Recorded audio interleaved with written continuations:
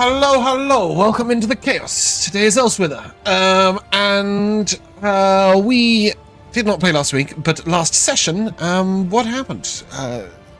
Hint, you were in Giol, which is a place. That's true. Indeed, it was a place that was kind of on the edge of a knife and about to erupt in fighting as people were pissed about the Emperor's rule and wanted freedom and stuff, and there's all sorts of angst and aggression. But when you arrived, it was quite peaceful.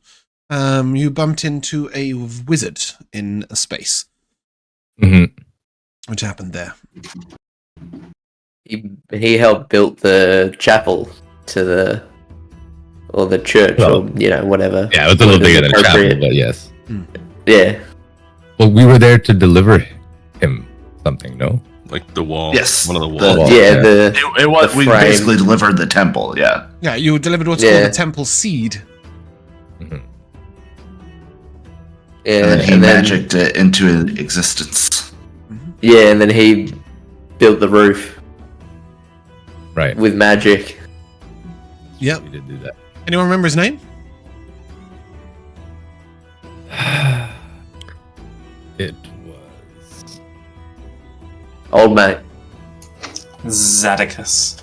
I know, I was thinking Vel'zekiss, and I'm like, that's alright. Was he Giannis? Giannis? Giannis, yes, well done. Giannis Joplin. Rico, So the only reason that I remember that. So I will give you a D4. Do you know why I remember that? Because his name, when I saw it spelled out, reminded me of Giannis, which is a Greek name, like Yannis. Well, however you remembered it, you did have that. That guy. After that, what you guys went for some lunch? Is that right? Yeah, like the rusty shackle or something, or the old shackle or something like that. Ooh, that's where you went to speak to the mayor. Yes. Okay. Somewhere else. That's the same place we ain't though, because we really rushed through our food. Yeah, you guys went outside. somewhere and got told that the mayor was interested. No, maybe he just told you. Maybe the wizard just told you. But you did. You went to the rusty shackle to speak with the mayor, and he told you a few things. Much interest, I'm sure. Well, he had told us that one of the things that he told us was that there were a couple of prisoners who were taken in who were to be making an example of. A bunch of them were outsiders, or a couple of them were outsiders. Yeah. Yep. And one of them killed a guard in self-defense, but he was they were getting sentenced to death. Yeah. I can't remember what was happening. Yeah. I forget the name of the group. It was the Sons of something. The Reclaimed Sons. There it was. The youngsters. The whippersnappers. Oh, right. Yep. They were planning something. They were. One of them was planning to blow the place up. Correct. What was his name? That was the son, right? I would have to open so many things to tell you that. Yeah. But he was a guy. That was the son of the guy who died, right? Yes. Yes, his correct. dad had been has been executed. Yeah. That I haven't got his name. I don't think. Let's call him Roberto. Let's not. From there, you guys went out to witness the punishment. Correct. And what's going on there? What did we decide to do?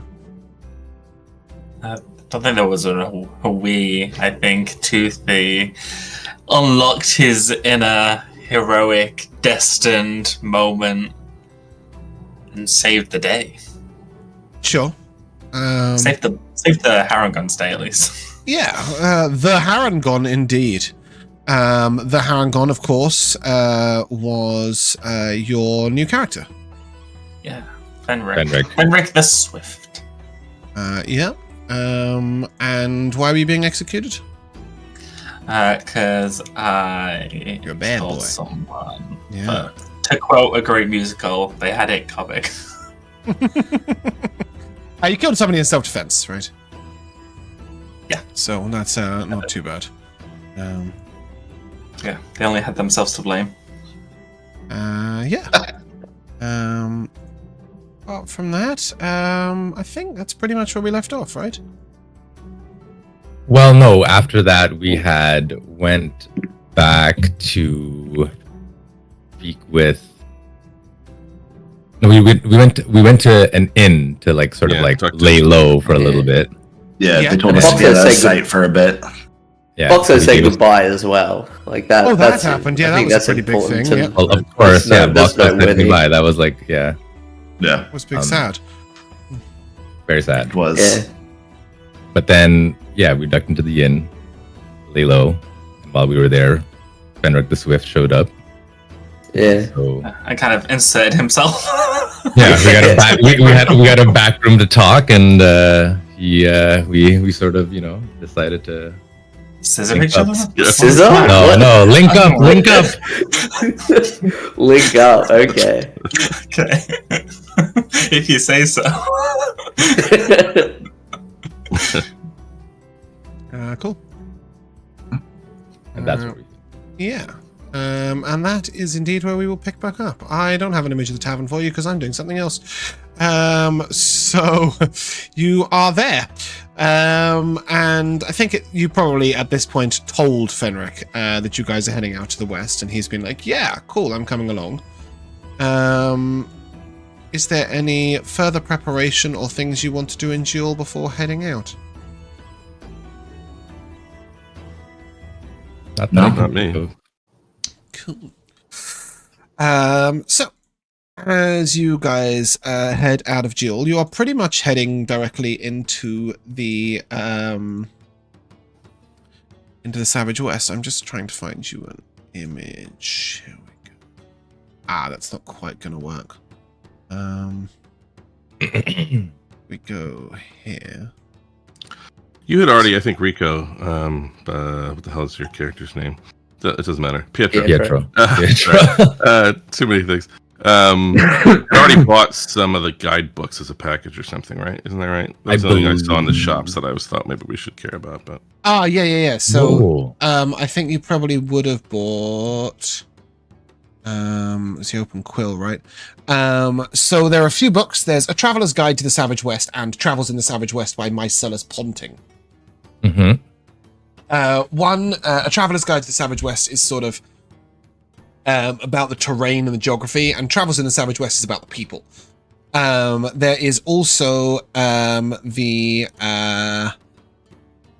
Lordland and Survivor, which is 40 Summers under the Unjust Rule, which is a book about the local sort of places that have been taken over, which could be of interest. Sword Lord and Survivor. Yep, 40 Summers under Unjust Rule is what it's called. Yeah, that's 5 gold. 5 gold. That's okay. 3, I think, that one. No, I'm tallying, you're tallying adding up all the books. Oh, so the yeah. Then you have the 2 1 golds, and then there is. Oh, I've got 2 Travelers Guides to the Savage West. That's a mistake.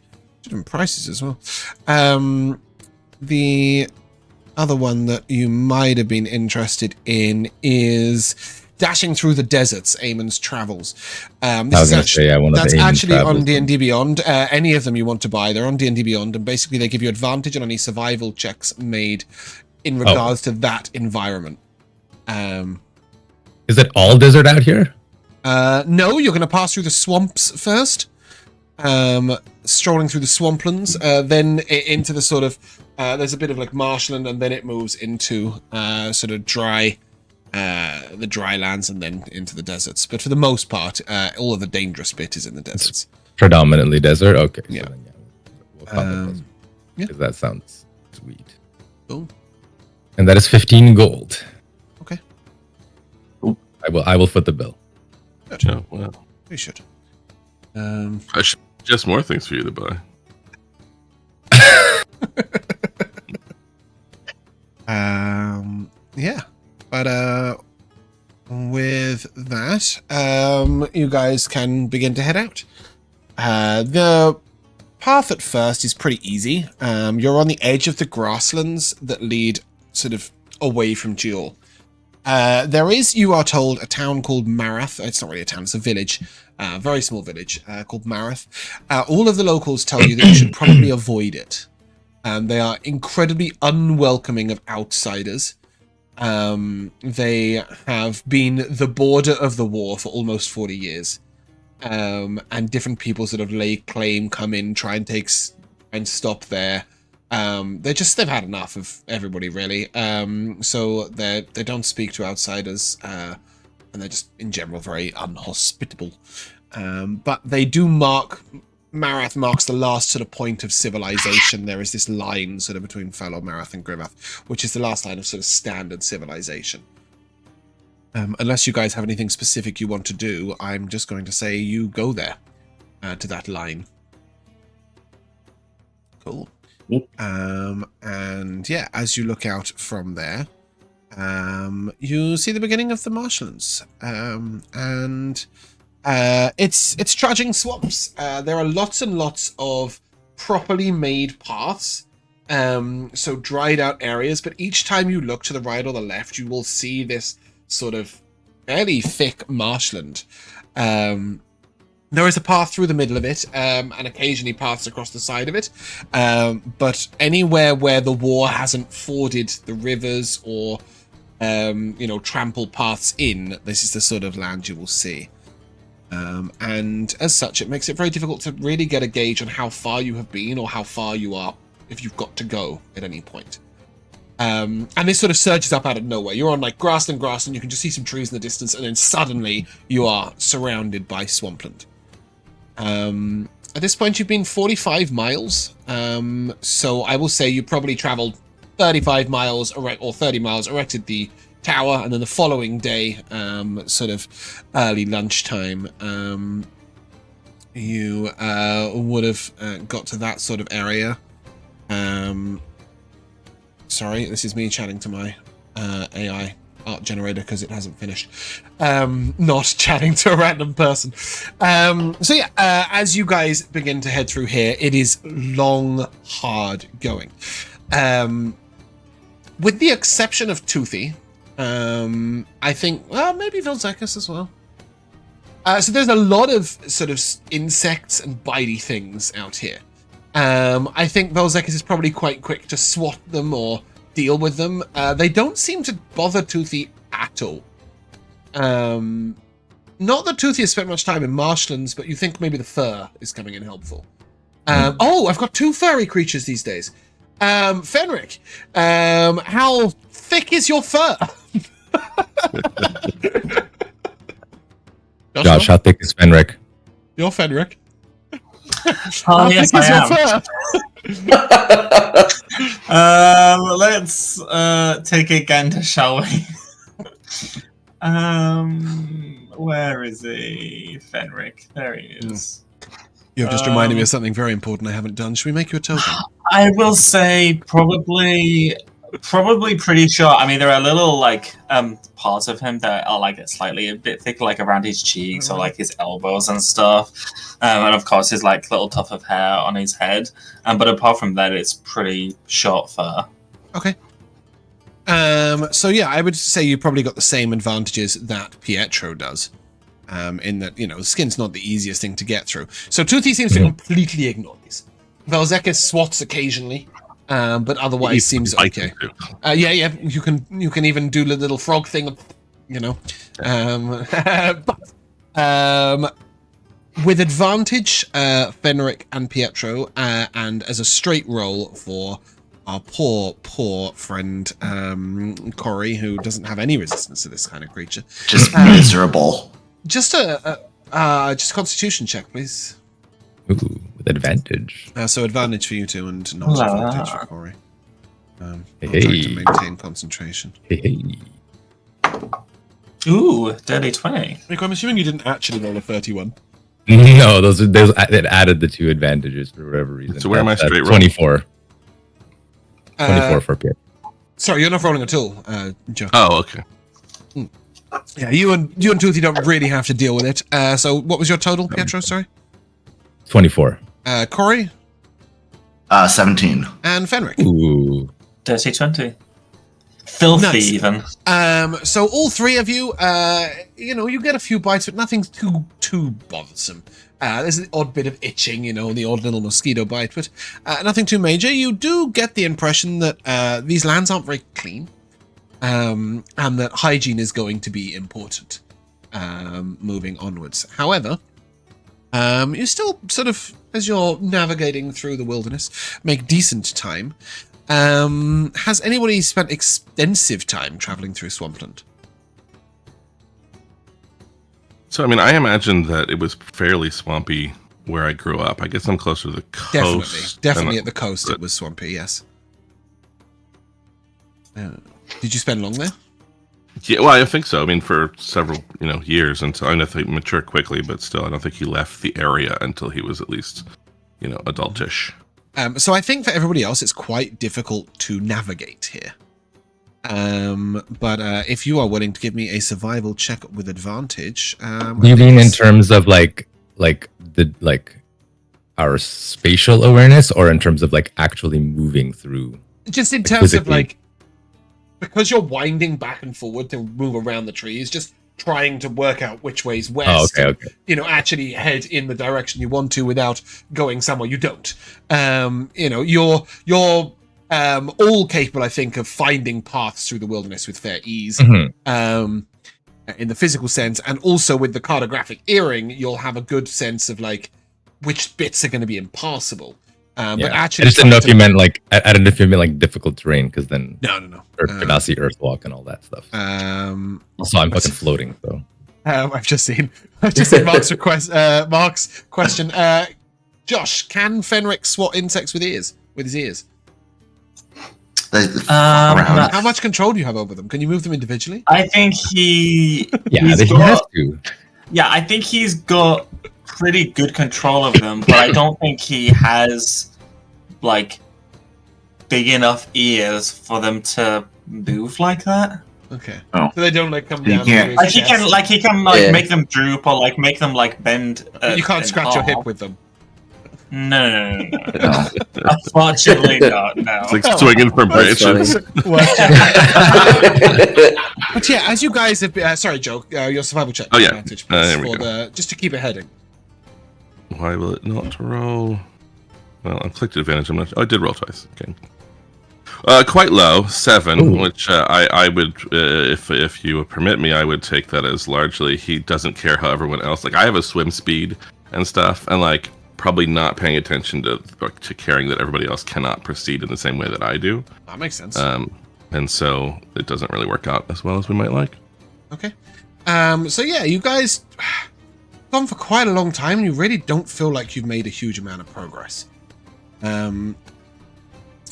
Yeah, it's tough going through the swamps. What's the conversation like? How are you guys feeling as you head through this murky area? It's hot out here, sort of 110, which I think is about 35, 36 Celsius. It's humid. The area's I think it's more than that. Is it? I think 110 is more than. I think 98 is about. 43. There you go. What 43? Yeah. Yeah. So no, that is That's hot. Yeah, it's very hot in this sort of humid. 43 Celsius. It's Holy wet and hot. hell. You guys are used to living in regular Gallania, so regular Gallania is hot anyway. In the summer, you're hitting 38, 39, 40, just in general towns and cities. It's not, this isn't. I didn't grow up in Gallania. I grew up in Gallania. Yes, you were boiling to death. Everybody else kind of alright. But no, certainly Boxxo, who comes from the south, the heat won't bother. You're not Boxxo. Boxxo wouldn't be bothered by this. Who the fuck is that? Yeah, okay, so it's hot for all of you. And what's the conversation like? How's the feeling? How's the vibe in the camp? I'll be the first to admit I got out of this place for a reason, but it's not that difficult. Just keep up, stay in the water, keep yourself cool. Oh, are you Pietro actually is floating above. I would sometimes. Okay. Oh, exciting. That might make a difference to something. But anyway, you guys carry their on for now. faces in the water. Pietro is flying, so he's just like totally unbothered. He's sort of like floating like Magneto, like How upright. close is the canopy? Is like the canopy of the trees? You could To reach one out another. as you walk at any point and touch one tree or the other. It's very rare that you can touch a tree on either side. So you've got sort of 7 or 8 feet between trees, I guess, maybe 10 or 12 when you're on the path. All right, so I definitely can't like be climbing amongst the canopy and jumping from tree to tree. No. Okay. Well then, I'm not wearing my armor then, because there's no way I'm in my armor. No. That makes perfect sense. Yeah. Oh yeah. You'd be Pietro has boiling his to shirt death. Pietro has his shirt like just like open, like chest out. Corrie, you're also an armored creature, right? I was gonna say, and like seeing like Toothy take off his armor, Corey's like very confused, looking around, like, aren't I gonna need this in this area? Seems like I should be protected. You have heard Okay. from Pietro at least a few times that there are lots of monsters in these areas. Sorry, Jack. Carry on. Okay, I offer to Corey. I go. All right, where it's a Swamps of Dagobah situation. You're Yoda. I'm Luke. Sorry, what? So my image was that like Star I was Wars gonna be thing. following behind you as much as possible. Like maybe not ask if I could hold your tail to like have a guide sort of thing, but like I am definitely sticking to you because Corey's completely out of his element. No, here. you can be on my shoulders, mate. Like that. Okay. Thank you, Toothy. It's all right. We'll find roads eventually, right? Definitely. Yes and no. As you got. I was also going to say during this time, obviously, Pietro is probably trying to speak to Fenric, ask him about himself. Tell me about life in the archipelago, Fenric. Yeah, so before that, I'd just like to say that that Fenric is currently, he's not walking through the water, he's using his water walk ring to walk on the water. He is walking with like quite some gusto though. He seems like he's really enjoying being out and about. Even in this heat and in these thick trees and all that.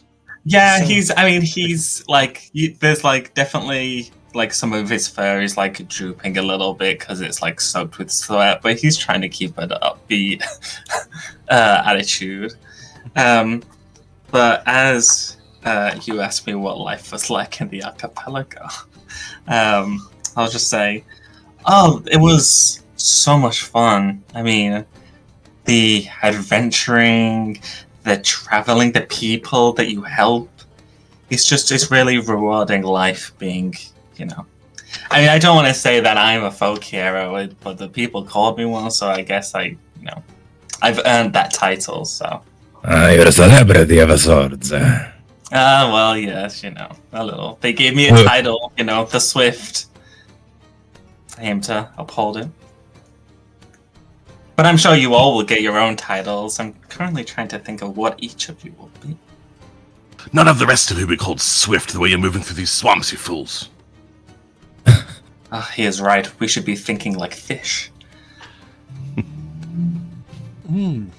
So is it only Vel'zekiss who would be placing their feet in the water, or would some others of you be quite willing to trudge through bits of water? Only floating. I'm riding on Toothy's back as long as he'll carry me. Toothy? And so I really think I'm trying to avoid the water as much as possible, and I'm going on roots and fallen trees and stuff like that, and that's where I think It's fine. What about you, Fenric? Are you moving around the water, or are you just traipsing through it?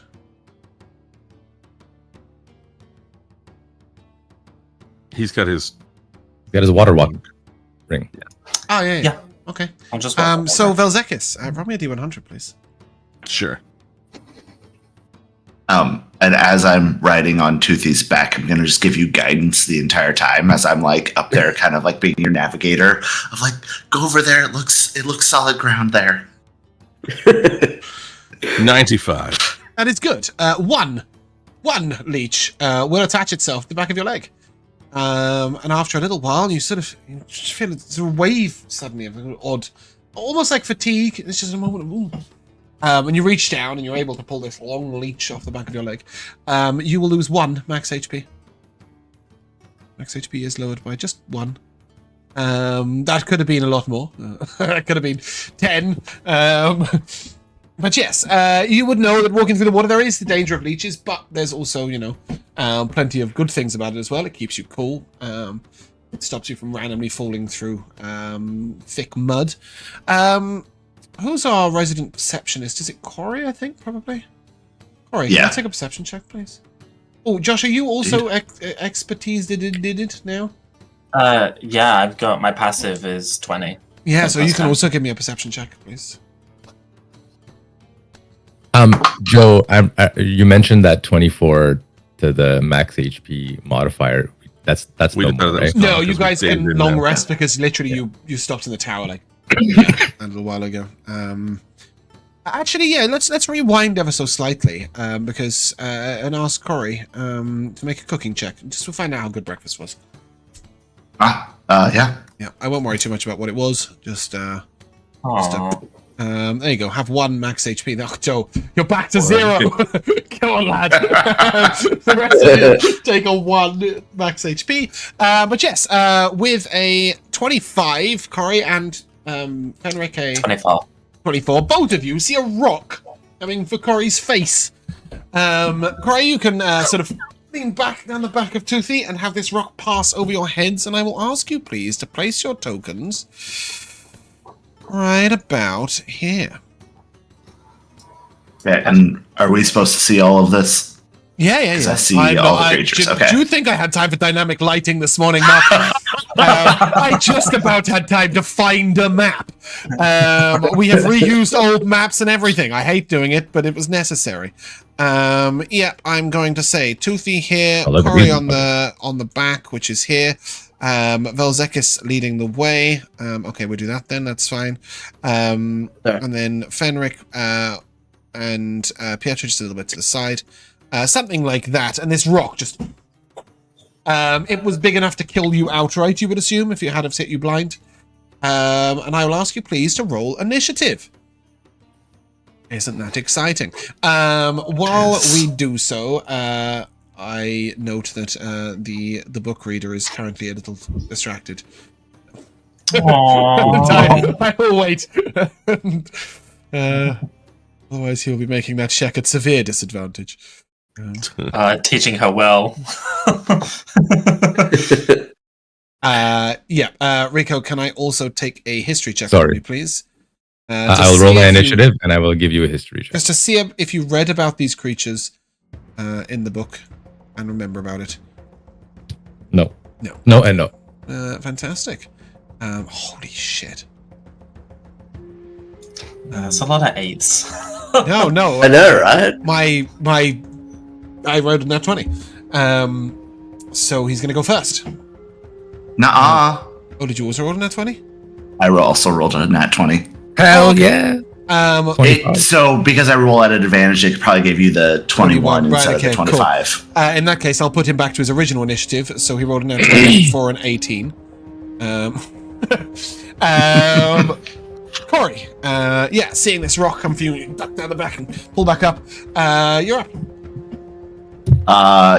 So unfortunately... a couple of important pieces of information. This area here is water. It varies between 2 or 3 feet deep at the edge, and then occasional bits of much deeper, and it's incredibly difficult to see where it gets deeper. That being said, if you do try and cross from here to here, you may be able to do it with a few steps and a jump. Certainly if you're a more Tabaxi inclined creature or a Harangon, and need to get into melee range. Corrie, you will not even stand a chance of making that jump as a small creature. Fantastic. So either stay at range or swim. Yep. Did you take your armor off or did you keep it on? I've taken it off. Great. That's what I like to see. Oh, love that for me. Shit. That button. I was gonna say I should have fucking cast Mage Armor on Corrie.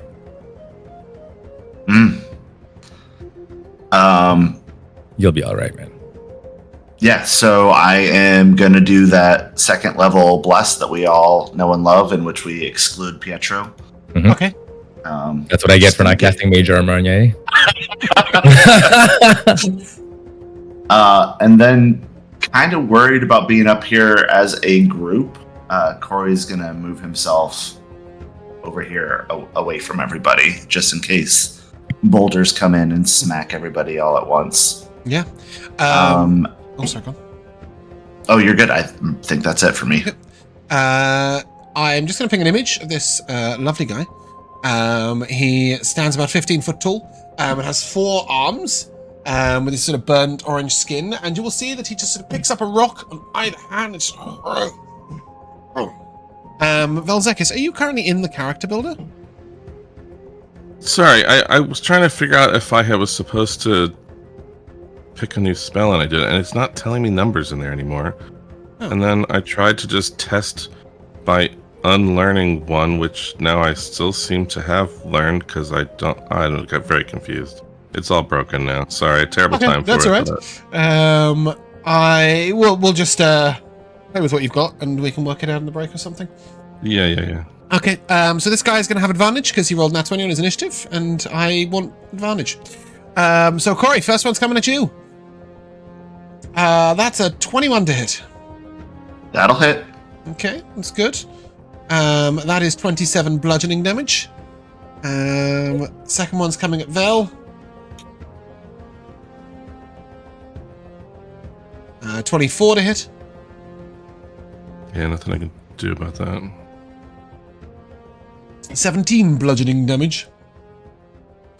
And then it is going to stomp on over to here. What's my movement speed? 40. Yeah, okay, cool. That's where he's going to stay. Fenric the Swift. Not quite so swift, because you went third. But you gave it a good go. 2 nat 20s is beyond your control. Getting third out of 7 people is not too bad. I'm just Fenric the Slow. I'm gonna take out my moon bow and take a shot at the guy who's closer. You steady aim? Yes, I will steady aim. You guys see that as he takes it out, and he pulls back the string begins going white, and a white arrow appears where he's not placed one. Fires off. Cool. Spectral arrow, yeah. Roll with advantage. Yep. That's a 23 to hit. Oh, 23 hits. Okay. That's right, let me just give this a letter so that you guys know. Okay. I am going to use my piercer ability to reroll the piercing damage, because I rolled low. Mm-hmm. Okay, so that is 5 piercing, 3 radiant, and 8... No, I'm missing a die. And 11 sneak. I don't know if you need all that, bro. So you got 16. Well, your piercing is... The sneak is included in the piercing, so it's 16 piercing, 3 radiant, yeah? Yes. Okay, cool. And his movement speed is decreased by 10 feet because of the You're slow. slow, yeah. Nice. With the longbow. We're just going to use this. Okay, cool. Anything else, Fenric? No. No, I don't think so. Okay. That leads us to B, who is going to step to here, which is 20 feet. He's going to launch 1 rock at you, Fenric, and 1 at Pietro behind you. It's going to be an 11 to hit Fenric. A miss. And a 22 to hit Pietro, which I believe is just out of shield range. Yeah. Okay. Wait, is it? Yeah. Yeah, so you'll take 25 bludgeoning damage. And then he's going to leap the water. And Pietro, it's your turn. So with my new aura, if anyone's within my aura, an allied Wait a minute, creature... it wouldn't have been if I shielded with the aura, right? Because the aura gives me plus one. Okay, so you'd have 23. Yeah. Nice. Okay. So you can do that. cool. Spell slot, take no Can I damage. shield? Yeah. Yeah, Jack. Tell me about your cool new aura. Just Aura of Solidarity. Whenever an allied creature is within the aura, if it takes damage, it can reduce the damage equal to my charisma modifier. Cool. So if you do take damage, Yeah, so you take 4 less. Only 3, but 3 less. 3 less damage. It's only 3, but I mean it's worth mentioning. Yeah, that's definitely worth mentioning. Pietro, you're up. You unblessed creature. Yes, I am so very unblessed. These things are coming at us, eh? Yeah. Yeah, I mean, if you had have rolled in the book, you might have known a bit more about them, but all you've got right now is they are very aggressive. Mm-hmm.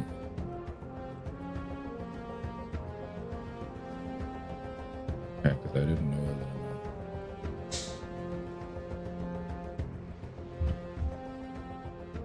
These guys with a 20-foot radius? No. A 20-foot radius?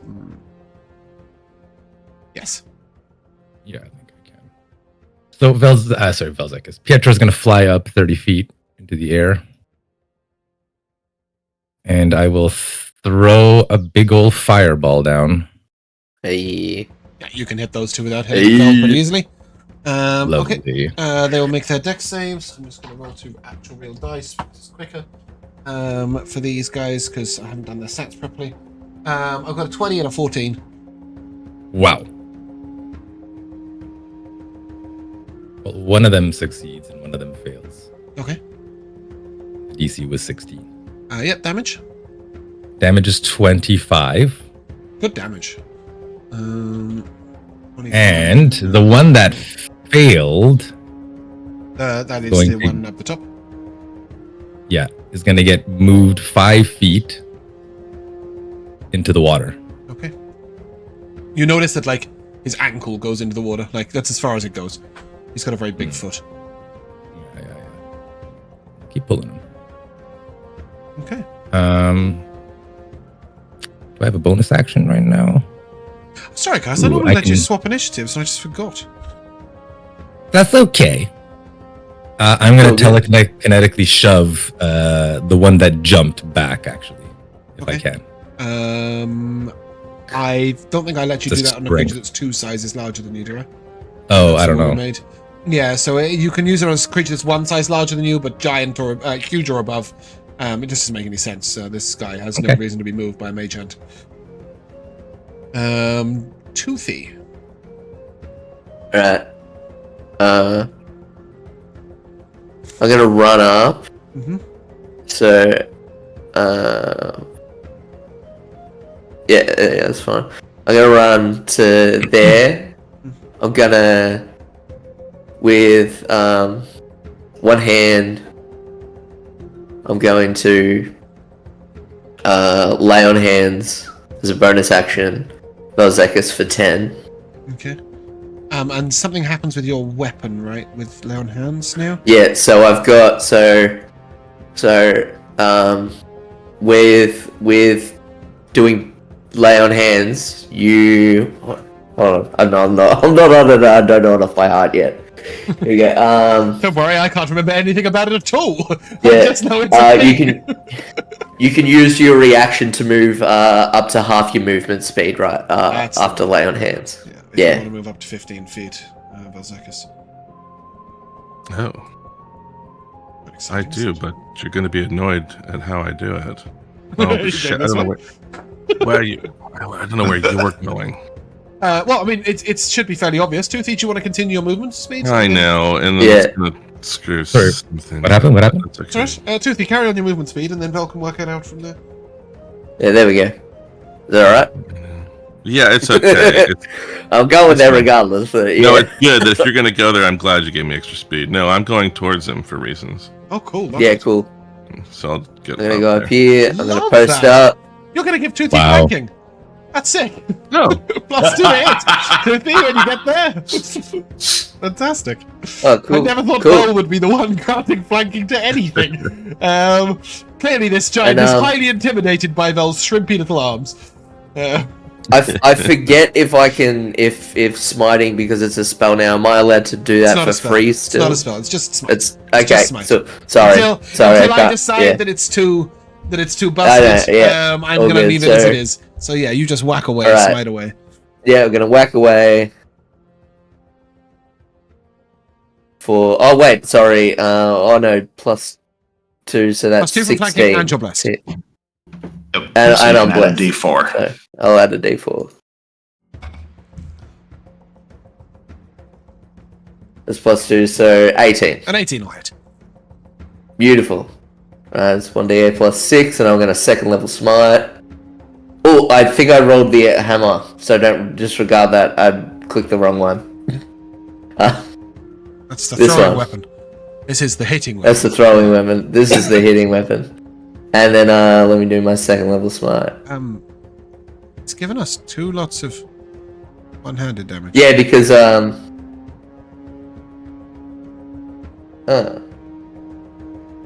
why? I have no idea. Well, the bottom one makes sense. 1d8 +6, right? Yeah. Does it have any additional damage on it? No, No, it doesn't, right? It's just a weapon. not that I'm aware of.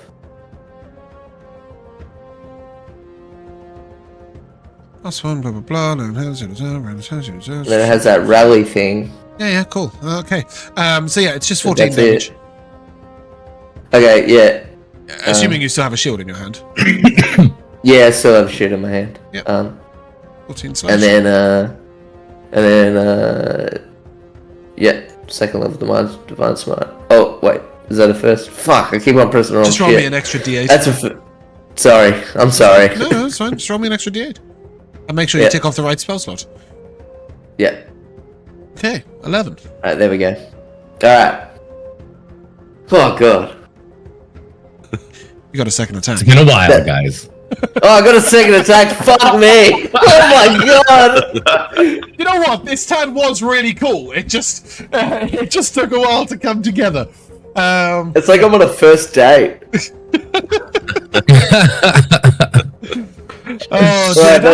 the new name of the session. First dates with Fenric. +2 from flanking, +1d4 from blessing. +1d4, so that's I think again. Yeah, an 18 hits. Yeah. Great. Do you want to smite? Yeah, okay. No, I don't want to smite again. Just give me some damage and we'll work out which of those random numbers it is. Oh, fucking hell. Oh, that one worked. 9. Beautiful. That one worked. Reaches wounded. Jesus Christ. Very good. Okay, go on. Melee, I don't want to do Vel'zekiss. What's your plan? Well, he's getting close, but he's not sticking around. That wouldn't be his style. So he continues on running through, and as he goes, I'm bonus action activating my innate sorcery, so I almost become sort of flickery on occasion as my power surges.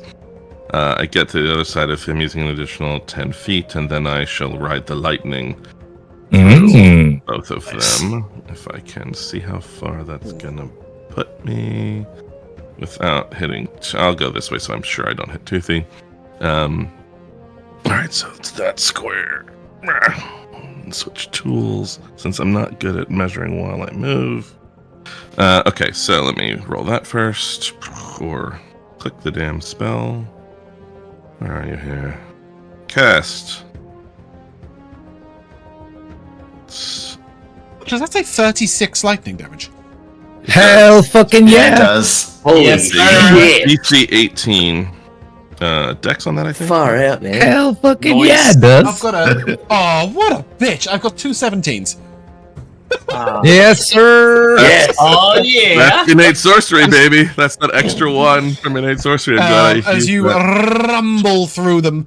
This guy at the front, he actually goes to swing for you. And then suddenly you're just lightning, and he'll sort of grabs on the lightning and just like over and over again in places. He'll take 36 damage and be severely wounded. Very, very wounded, hurt, very big hurt. Awesome. And then this guy also takes 36 and is also very, very wounded. These guys have gone from like looking tough and frightening and ready for you to being on the brink of death and making Corrie wonder whether it was worth casting a bless for 1 round. Awesome. And then I'm going to hell fucking yeah. use my remaining 20 feet. Fine. Cool. Are you going to do some other shenanigans, or are you done over there? No, but I am cognizant of the leeches. I am now running across the water with Tidestone powers. You're on the water. Fantastic. Corrie. Do they understand common? Chop me, by the way. I don't know. I mean, speak to them. Find out. Good question. I'm going to try and taunt them and tell the one B by Toothy that he picked the wrong group to throw a rock at. You do not need to expend your resources. No. Then don't speak it. And picks up a rock to throw it towards your face. That's about it. Fantastic. They have the classic languages dash.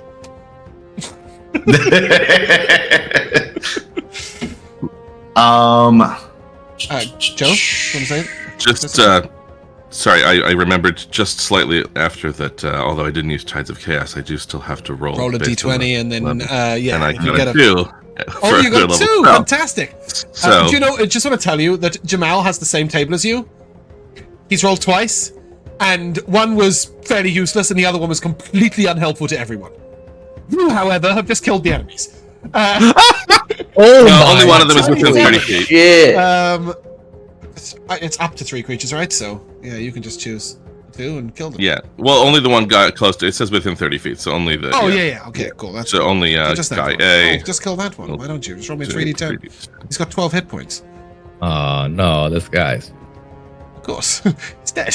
Why wouldn't he be dead? I mean, it's appropriate. Sorry to interrupt you, Mark. It was very appropriate. No. It's like the after. It was forked lightning coming out the back of you, right? Into the water, back up. But yeah, Jamal rolled and gave a -2 to all attack rolls to every ally. Wow, very nice. Fish floating up around me. It's just Vel'zekiss has chaotic control of it all. Mark, did you want to do anything? I do want to do something, but unfortunately I rolled a 1, so I don't think I'm doing anything. No, you have missed. Yep. That's it for me. Fantastic. That brings us to someone. Harangon. Fenric. It's your turn. Okay. Yeah, I will fire off an arrow at the last guy. Yeah, roll to hit. With the bless. Yep, with the bless. Are you steady aiming? Are you steady aiming? Yes, indeed. Yes. Yes, you should do that a lot when you don't move. That is 22. 22 hits. Wonderful. Okay, that is 20 piercing damage and 2 radiant. Please prescribe his Disley Please. Disley Grimise! His Grizzly device. Disley Grimise. Yeah, so I've just seen this like ball of lightning surge through it, and taking that opportunity as its body's kind of paralyzed and jolting, and its head is leaning back. I take an arrow and fire it at its throat, and he just kind of like, and then falls back into the water. Nice. We'll say he fell onto a root. Because could he fall and make a bridge over the water? He could, but most interestingly, as this fight comes to an end, Corrie, go ahead and give me a alchemy check, please. 13. 13, yeah. You know 100% that those stories of giants' toes are complete rumors. Whilst they can be used as prizes or sold off, they are not in any way alchemically powerful. However, you have heard that the hill giant heart can be used in potions of giant strength. I think you probably have the recipe for potion of giant strength. Is that correct? I think so, yeah. Yeah, so this can exchange. This can be exchanged for the main ingredient. So you've got verdant nettle, I think, is the secondary ingredient. I can't remember what the primary ingredient is. But it's Parada leaf. Yeah, so that's the rarer one. So you can use Giant's Heart and verdant nettle instead. And then if you were to filter it through frost, fire, or stone, or strike it with lightning, you'd be able to generate a stronger one. So you can extract the hearts should you wish.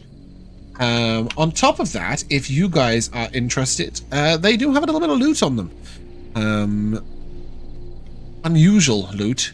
They have these small silvery grey balls with little red spikes around them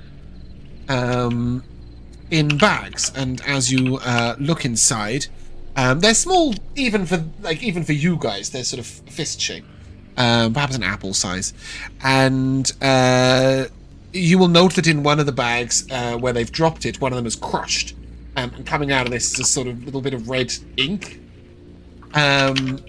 You can throw these at creatures. They explode in a 5-foot radius with bright red ink, which is effectively like a fairy firebomb. There are 32 of them. Whoa. It's just a ranged roll to hit, as if you're throwing a dagger, like a dex roll. If you hit, you don't do any damage, but you grant the effects of fairy fire for a minute. Advantage to hit them, basically, and they can't be invisible. Yeah. They're not on D&D Beyond, but they are in this cool little loot. Okay. Oh, the other most important thing, of course, how could I forget, is you got some XP. Josh is just calculating it right now. Just give him a moment. He's nearly finished. It is 900 each. Oh. Cool. The swamp plants. All right, I've shown you people 3 different ways. I think enough different ways to make progress in this swamp. You can swim, you can walk on the water. Quick nod of respect to Fenric. Or you can simply become a lightning bolt and kill things on your way through. Can we please make some progress now? You can simply become a lightning bolt. It wasn't simple even for Vel'zekiss. But, yes. As the fight ends, I'm gonna take out a book from my backpack, and open it to the first page. Giant Slayer. I can add this to the list. That's awesome. Pietro's gonna fly down to Corrie, and he'll just say, "I can't help you walk under the water, but can help protect you a little bit," and I'll pat him on the back and give a cast of Mage Hand, because why not? Mage armor, you mean? Mage armor, not Mage Hand. I just found a cast of Mage Hands. Not.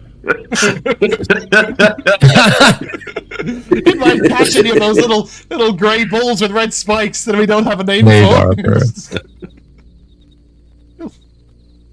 Corey, that makes it your armor class 13 plus dex. Yeah. Cool. Which I think is probably better than your regular. No. I don't think better, but probably close to it. What's your regular? What do you wear normally? Your armor? Scale mail. And your dex is? +2. Oh, okay. So it is 14. Good. So it's 1 up then, probably. Yep. Yeah. So what's your new AC? So what's your AC now? Having trouble. How do you change that in D&D Beyond? Or so go ahead to your items. No, way easier. Go to your inventory. Yep. Add mage armor spell. Cool. That's what I have done in another campaign. This is way easier. Yeah, I cannot be dealing with the complexities of mage armor in the custom, but don't forget to take your bless effects off. Yep, I did. Yep. So base is 17 now, so it is 1 less than I'm normally running. 17, 19 with bless up though, right? So yep, exactly. Yeah. Cool. As you guys look through, your path is blocked by a long, thick set of thorns. They rise almost 20 feet high. And whilst you could potentially burn your way or hack your way through them, they're very thick. Sort of 10 or 12 feet in depth, this thicket. Obviously, Vel'zekiss is completely unimpeded by these, but the rest of you might be in a bit spot of bother. Or you can just fly, right? Yeah. Okay. You still what? I don't know why you're flat when you fly. I can't make my hand a fucking. No, but it's still that moment, isn't it? All the time. It's just... I think the image is that the thorns are here and you go like along the floor and like that's why I think how high can you jump, Josh? 15 feet. That's not enough. No, it's not enough. Can I confirm that this is in fact the path that we're... You know that is west. So, provided you're heading west, yeah. Are we in dim light or darkness? A lot of the time, yeah. Why? Because if I can jump 15 feet up and see over it, I can use my mantle to teleport. Well, you can see through the over. thicket. Like, there's little bits. So, how far can you teleport with your Yeah, mantle? but that's like way cooler. But if you jumped up, you'd be out of dim light. So, maybe don't. Oh, alright. How far can you teleport? 30 feet. Cool. Yes. Corey, what are you going to do about this? Provided you guys do want to go through the thicket or bypass it in some way. I have an idea. It's just going to hurt to do it. Like, I'm going to have to take some damage to do it. Oh? But... Hold on. So is this wall of thorns? Yep. 20 foot high, 12 20 to foot 15 high. foot deep, and 12 to as 15 far foot deep. right and left as you can see. Yeah, okay. How close to the trees that go sort of up to it? I don't see any trees here. There's no trees. Maybe a couple of little ones, but they're runty little bastards. You can Okay, so we're in like a... Just don't resist. And I will twin vortex warp the two of them over. Oh, that's kind of beautiful. Bloop. If they don't resist. Yes. Is that alright, Yeah. Jack? You happy to go with that? Yeah, but I imagine that I'm like, alright, Corey. Maybe if I throw you, and then it's just like, boop. I love that. And then Joe, obviously, you're gonna also. Yeah, I think I'll have to use Misty Step for the distance. Rather than It's about 15 feet and 12 to 15, so I'm quite happy for you to get close and just cross. Okay. Can you roll me your wild magic thingy? What's it, please? Your vortex warp. It's 12. So fine. Okay, it didn't, because you probably would have managed to roll you can teleport as a bonus action for a minute or something. Just to avoid a sorcery point. How long was it? Sorry, go ahead. Jack first. Yeah. Okay, how long does it? Is the teleport instant? I mean, Once by the spell rules, cast yeah. ends, yeah. I think so. Yeah, so it's like in a blink, and I'm over the other side. Oh yeah, like a bloop. I think I do blink at that time, and then I'm still like to Corey. All right. Maybe if I toss you, and then I'm like, maybe I go underneath or something like that, and You look like up and the wall of thorns has vanished. wait, what? It's on the other side It's of you. behind you. Yeah, and then I look up, and then it's like, oh. And then I just appear next to you. Josh, you're gonna say? Seeing Vel teleport these guys and then himself over, I'll turn when he gets there. You would be incredible at saving villagers from burning buildings. Have you thought about a profession in the hero business? Well, I'm incredible at so many things, it's hard to choose. Well, But we- I but we know villages are exactly how you feel. I too struggle with that on a daily basis. We've perhaps inadvertently saved a village here or there. Hasn't been a direct purpose, but what is it? There's a business to this heroing. I've found it quite lucrative, yes. I mean, I do it for the people, of course, but saving the people doesn't always feed you, so... Yeah, we've made some coin doing this thing, eh? Yeah. Some. Yes. Are we not heroes? Did we not slay a dragon? You did! Dragon Slayers! Incredible. Yes. Perhaps we could repeat this and I could add it to my list. What else is on this list? Oh, So glad you asked. Just a few things. I mean, back home there wasn't, a plethora of things to deal with, but I have given myself these self-appointed titles of Bandit Beater, Owlbear Killer, Giant Spider Striker, and now Giant Slayer. If I could add Dragon Destroyer, it just has a good ring to it. A ring that says, "Hail, Dragon Destroyer." Do you have a different color ink in your little list there for the ones that other people give you? Yes, I do. They're in gold. In green, in gold, it just says The Swift. Right? Yeah, but big, and like it's in the middle of the page, and it has like stars and hearts, and it's like a 15-year-old girl's notebook. I'm quite happy to remind people of my own talents, but I don't think they quite count until they're appellations from others. I know exactly what you mean. That's why I'm so grateful of the title I've been given. And you just see he's trying to sound like he's doing it for all the best reasons, and he's so doing it to help people, but he just seems so smug with himself. I'm somewhat attached to the idea that I don't need the titles so much as people just say my name and know all of the things that go along with it. Well, yes, that would be good. The recognition worldwide is a good goal.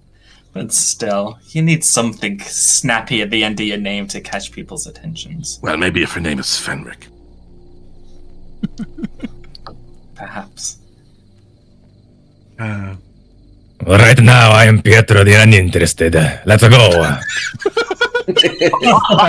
20 hit points, Mark. Just a straight 20, the full roll. Yep. Pietro the Uninterested. Give me. Well, you can choose. As you see the swampland begin to sort of fade away, you're still sort of in swampy lands, but it becomes more dead trees and sparse and a bit drier out. You can either give me a survival check with advantage, or you guys can stop for an hour and flick through the book and find the correct passage for where you're going. Hour would be a short rest as well? About 4 p.m. Yeah, so it would be a short rest.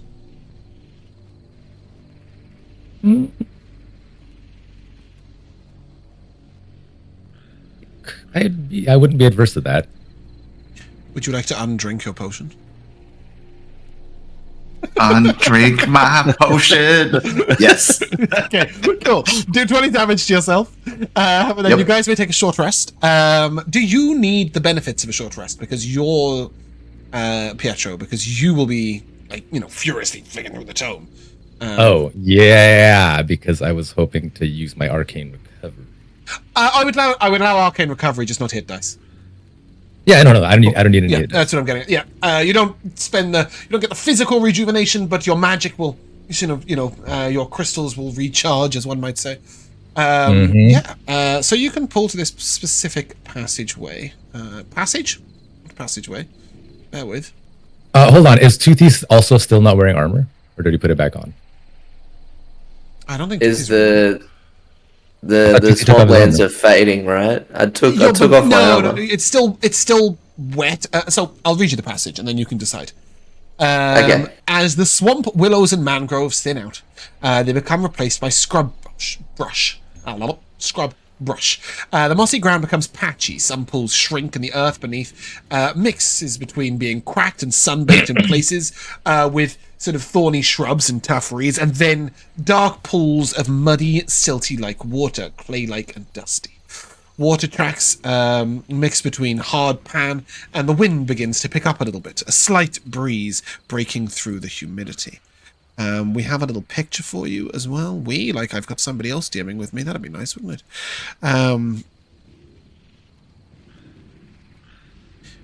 So you begin to see patches of dry land in between the wetlands of the swamp. So you're still in the swamps. Still in the wetlands, okay. Yeah. But it's wet and sparse now, as opposed to wet and thick with forest. And here you get a sense of foreboding. And the passage tells you, and I haven't written this out in full, but the passage tells you to avoid the water at all costs. Many of the waters here are deep and go down into the earth, and their inky black waters conceal creatures of dark nature. You're also told that the insects here can be deadly, so it suggests using proper insect repellent. Did we buy any of that? Probably not. Somebody would have suggested it. Was it available in the stores? Maybe it wasn't. Would have been nice to have read the book before. Well, yeah, there is that. But Jack, do you want a mage armor for Toothy, or are you going to put the armor back? No, I'm gonna put on my armor. Okay. James, I know that native people have insect repellents of their own with native plants. Yeah, I think mostly though it's burnt. It's incenses and censers around the camp. I think most of the It's true, but there are pastes. Yeah. That are made. And they can also sort of, with the censer, if they spend enough time cloaked in the smoke, can then go out for the rest of the day. Normally burning the censers in the morning. The pastes you would be familiar with are much more the desert land plants.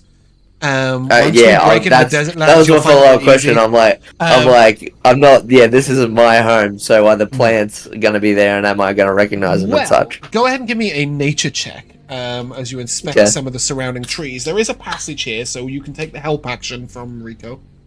There's a passage here that mentions that the sap of some of these trees can be put onto the body to deter insects and other such midges. The help is advantage, right? Advantage for you. Yeah, so advantage. Guidance. Yeah, absolutely. And guidance. That's a 1d4. Alright, let's do that. And Bless is still up, or no?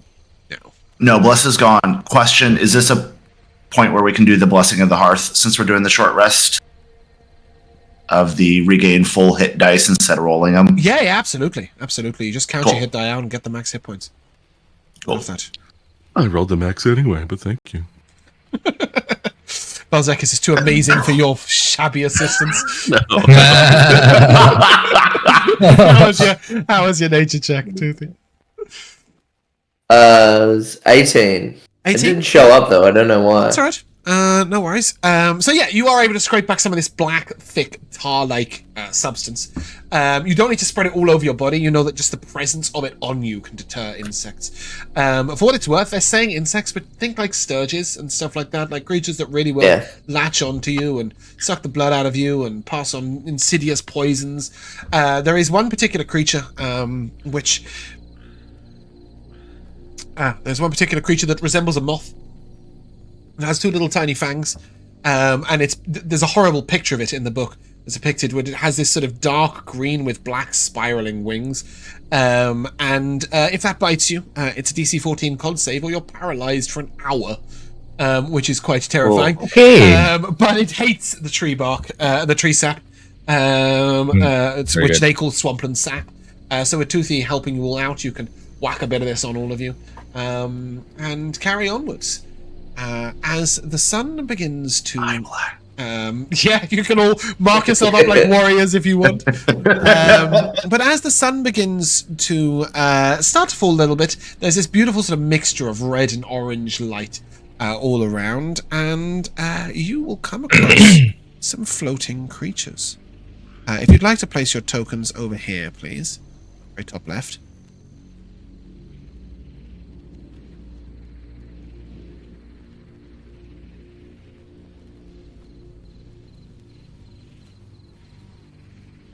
Now, these creatures aren't that large, so bear with me a second. We're actually going to do this. Oh. I wanted everything to be a bit clearer, but I was trying to play with the square size, and they've changed how D&D Beyond works, and it was a nightmare. You can reshuffle around so that you're all as big as you want. I'm just going to do that. Because obviously Toothy's aura increases because we are effectively on a different size map. So spread out how you wish. If Toothy wants to be in the front, that's fine. But you will see these creatures just floating a little way away from you. They look like this. huge fleshy creatures with pseudopods and tentacles. They're not actually that huge. They stand about 12 feet in height, and they're floating off the ground. Let's do this. Did Pietro happen to read about these? If not, can I flip to the section of the book that talks about floating, horrific floating flesh monsters? 10 feet. Can I do that? That work? There we go. Yes. So I wanted to make sure that the map was still the right distance apart. Yeah, you can flick through the book. Would you do so standing a mere 100 feet away? 100 feet? Yeah. As I said, because you're all doubled in size, like, it's... Have I done that But backwards, does guys? be closer? Yeah, it would be closer and further. So if you were the regular distance away, like if you were all small, it would have been 60 feet.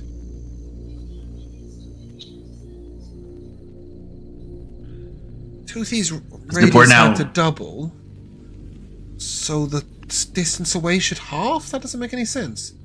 Yeah, because if you increase the scale, right, like then the distance. So they get closer. Closer. Because usually we're in a 5-foot square, and now 4 squares is 5 feet. So each square is 2. Radius ain't that big. It could be if you wish. No, I've changed They'd be the 30. They'd be like 30 feet away from us. I really like that Pietro's becoming a bird watcher for monsters. Just ticking them off. Okay, you know what we're going to do? We're just going to unconfuse this. Let's just do this and this and this. Yes, you should be 70 feet away from them when I've finished pissing about.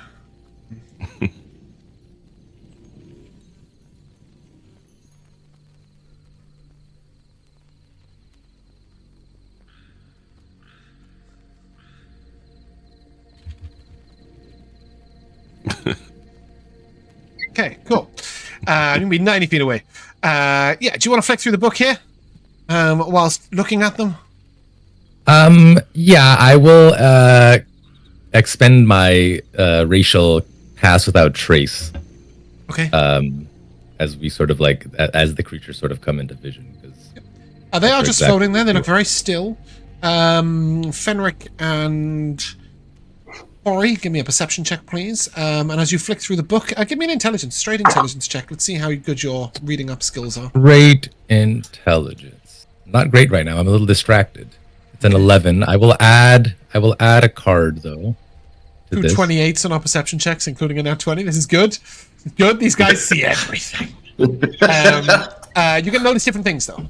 So Corrie, you will notice that these creatures seem to be exuding some sort of aura around them as the air sort of trembles a little bit around them. You aren't sure exactly what that is, but with a nat 20, you have read about mind flayers and heard about psionic powers, and it resembles that description to you. Fenric, with your 28, you will note that they don't seem to notice you at all. I'm not sure why. And your intelligence check was 12. Takes you a while. You guys are like there for like 10 minutes. Just with these creatures literally 60 feet away from you. Is there an index, Fenric? With pictures, perhaps? A glossary? You don't know. This is the biggest problem, is you don't know what you're looking for. I don't know what these are called. They are called floating mantles. Floating mantles are creatures that are blind, but have exceptional smell and hearing and blind sight within a range of 60 feet. You read that one of the best ways to avoid their presence, should you wish to avoid them, is to smear the swamp sap on them, on yourself, or cover yourself in scented smoke. Because it's made from these natural plants, it cloaks your presence when further away, because they rely on their smell at a distance. Though their hearing skills are exceptional, and without your pass without trace, they would hear you. You know that these creatures have psionic powers, are able to let out a psychic scream which can temporarily stun creatures. I think that's all you get. So that could explain you could add floating mantle murderer to your title list, and they do appear to be. How the hell did you know that was the word I just used? Because I was with an M. What the hell? You could have floating mantle massacrist if you prefer. If you kill a few more. Either way, you do note that they are in the general path you want to go, but you could go a long way around, or you could just march straight through and stab them in the eyeballs. It's totally up to you. Right now, they haven't noticed you. Pietro very quietly whispers this information out to you. Yeah. What do you want to do? I think it's best we avoid these fight if we can, but it's up to you. I'm sure we can handle them. If we can handle them, then let's handle them. I can already think of a title now. They do say that they are a danger to passing travelers, so whether you want to free the road for others or not is totally up to you. But do they... Well, I mean, I guess I ask Pietro, are they deliberately malicious? Will they seek people out if we leave them be, or they...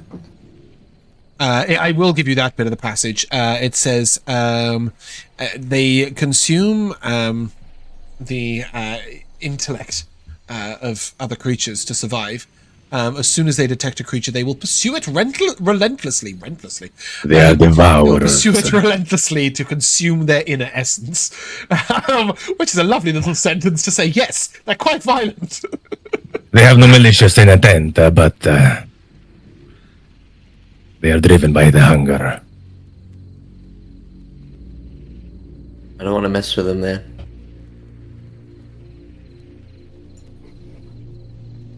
They seek intelligence. I should be quite safe.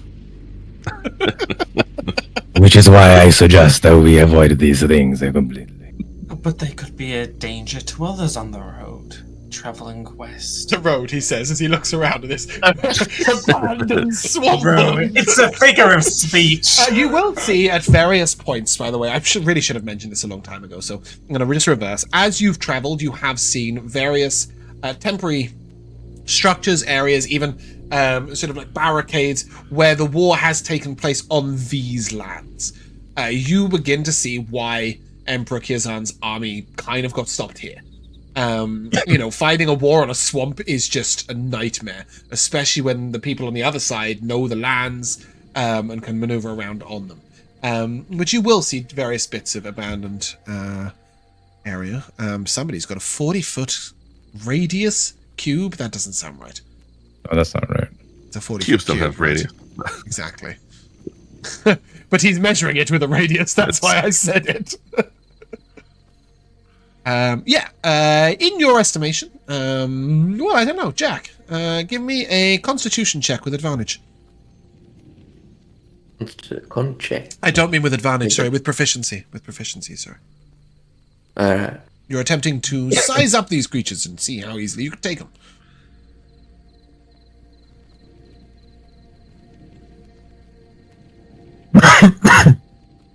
Check. Why is it a +3? Why have I got a +3? You have 16 con. I have 16. So it's a +3. Oh, yeah. Yeah, because that's the rules. If you don't have your proficiency, oh my god, Jack's having a day today. It's because you had such a intense session this morning. It's been a long day. Yeah, 24. That's a +3 on top of that, so yeah. 24. 24, yeah. You guys realize that you probably could take these creatures quite easily, especially if you keep your distance. They look like they might be vulnerable to some elemental damages, which would help you immensely. So it is definitely a fight you can take, should you wish. They're not going to kill you.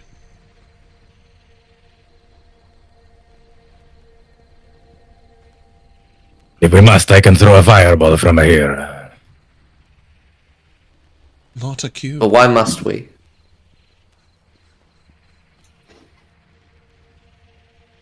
Well, other people travel these lands, and so we would be doing a service to them and a service to us. Why should we be moved out of the way for some monstrosity who's laid claim to these lands? should be taking the land back for all those who live here. But there's no one around to even see us do it. But we will know, and if we come across a magician, they can read our memories and prove to others that we have done this. Or be subject to, I've heard paladins have a truth-like spell. We could not lie if we have done it. They don't look like they're part of this natural habitat. I don't know that like we're necessarily, pulling something in its home. It seems like these are as much out of place as we are. My people were called monsters in these lands, Fenric. Would you have them removed too? I think this is a stark different to they don't even have eyes. They are not people. Your people are people. These are clearly monstrosities. They are With aberrations. no ill intent? They are aberrations, in effect. With no ill intent. Would you be willing to prove that by getting close to them? I never said that they don't seek out to eat to live. So if they eat people, that's okay. Would you say the trying to think, because rabbits don't really eat anything that's alive, don't they? So that doesn't really I work. think Aragons do though. I think Aragons eat Yeah. steak and chicken. Love steak. Yeah. Would you forego eating all the meat that you consume because it's a living, breathing thing? Tuthi, these meat you speak of are natural to this plane. These things are not of this place. They don't belong. Is that right? Is that right? Are they? No. To be honest. Well then, disregard everything that Pietro said. Yeah, so aberrations don't necessarily come from a different place. They come from a different plane. They are creatures that are very difficult to comprehend and understand. And the way I see it is they are totally different in makeup to regular creatures. They're not a monstrosity because they're floating with random tentacles and no eyes and have blind sight and psionic powers. They're just oddities, if you will. These creatures are, in fact, completely native to this specific land. You would know that the land of Mazrea is charged with more magic than perhaps your average Earth. And as such, it does contort and breed different creatures in different places. These creatures are native to the dry lands, usually, so they're a little out of there. Ironically, they're native to about 20 miles down the road. But they're not. They're certainly not native to another plane of existence. Okay, we'll disregard that. I wasn't trying to play your flavor. I just want to know if I can perma banish them, basically. I was quite glad, John, because I was trying to decide whether I could tell him or not. Yeah. Are they moving towards us or just like across? They're drifting. Just like... They've moved a few times while there. They just seem to be drifting with little purpose. They do stay the same distance away from each other at all times. They seem to be paired in some way. Tuthi, I will say that since we know that they feed on intelligence, their food source, their prey, is us. Even if they're not come towards us like right now, they're not feeding on random plants or anything. They're looking for intelligent creatures. So they may not be a threat right now, but their purpose is to consume people that we would be hopefully trying to help. I don't understand. Do you not see other life forms as intelligent? I do, but I cannot hold a conversation with a cat. I will clarify. They wouldn't feed on the intellect of a deer or a mouse or a moose. They would need to consume, intelligent creatures. Sort of 6+, if you will. Does a creature need to hold a conversation to be considered intelligent? Yes. Why? Because that's what this book says.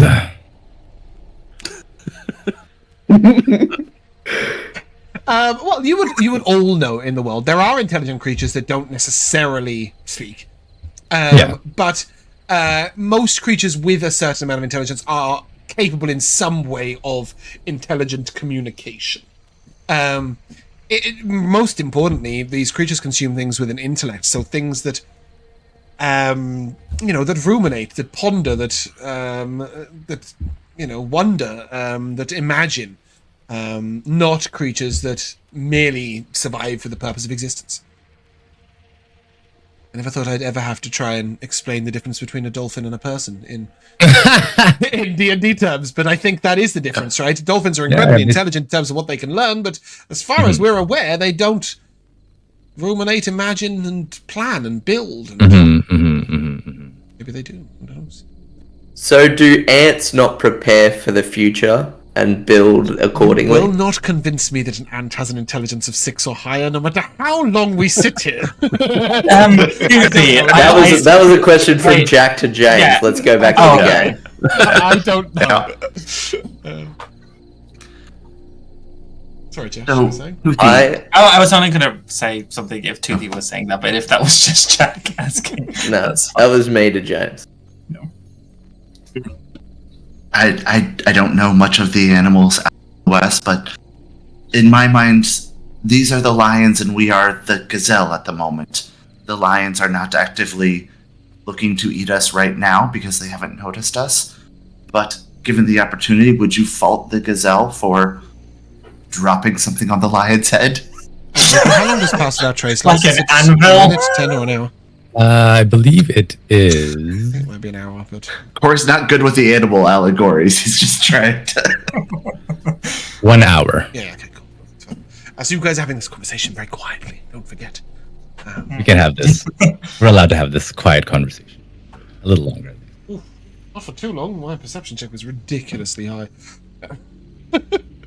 Carry on. Are you suggesting that the only way that you will be okay with slaying these beasts is if they attack us or someone else? Certainly you had no problem slaying those giants back there who no doubt had some semblance of intelligence. Yeah, but they did attack first. All right, then we will continue. And if we are attacked, then we will slay these beasts.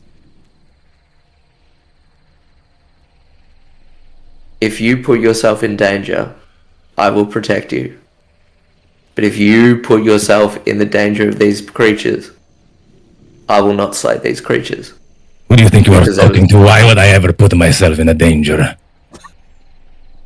I'm not some foolhardy hero for hire.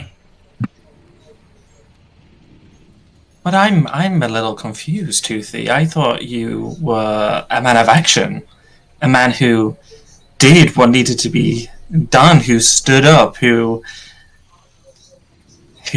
not someone who stood on the lines and said, "Oh, if this problem happens to be near me, I'll deal with it. But if it's not, then I'll ignore it." Are you that man? Maybe we differ on what we think needs to be done and what doesn't need to be done. How about this? What needs to be done is that we need to traverse this land, so let us continue and not stand here and wax poetic.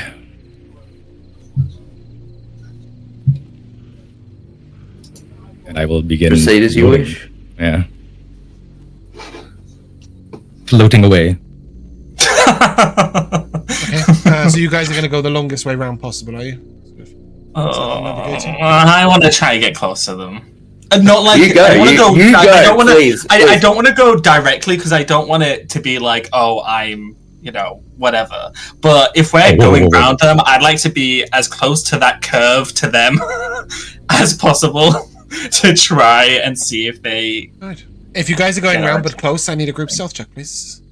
+10. Sure. Trace. Yeah. What if I don't want to actively be stealthy? This is against hearing. Against... Well, I don't have disadvantage because I don't have my armor on. Still rolled like crap. A fucking dirty That's 20. a 27. I have disadvantage and I rolled a nat 20. Yeah.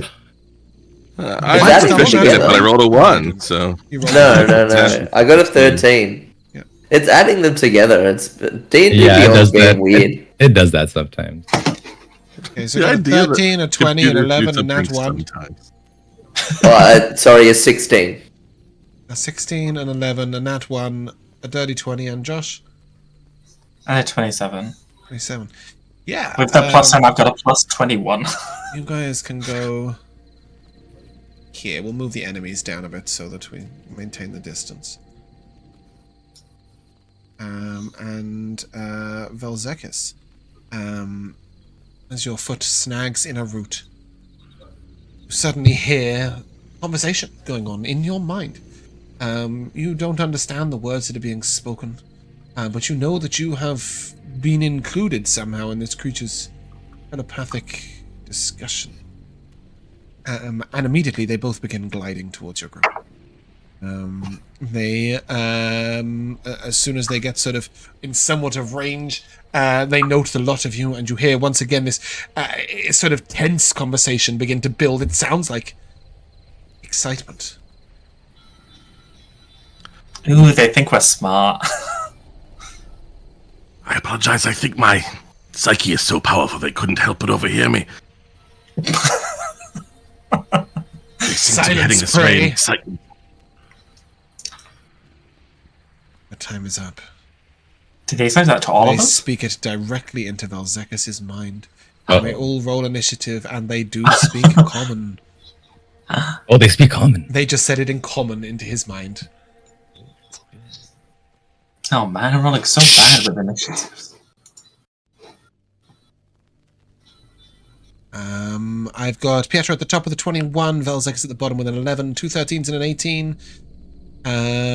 Does anybody need to swap? Swappity-doo-dah, swappity-day. Does anyone want to go first? I was gonna try to slow them. Kind of want to go last because of thematic reasons. Yeah. Okay, do you want to bump Corrie or Fenric up the initiative? Fenric the slow? Probably Fenric because he wants to act.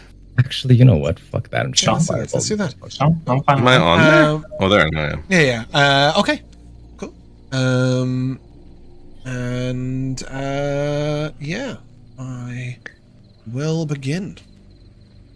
Bear with me a second. I haven't done a break today. Sorry, are we all starving and dying for the bathroom? Is this? Do you guys want? I wouldn't 5? mind. Okay, let's take 5. I would appreciate 5. Yeah, just the 5. Wonderful. Good. Hello, welcome back to Elsewhither. The party's about to die, and I'm first. Go me, yay! And I'm going to move over here. Right. Oh, sorry, I've gone 5 foot too close. To here, and then you say, whoop. And I need a wisdom save, please, from the lot of you. Oh god. Remember, Corey, you get the +3. Nice.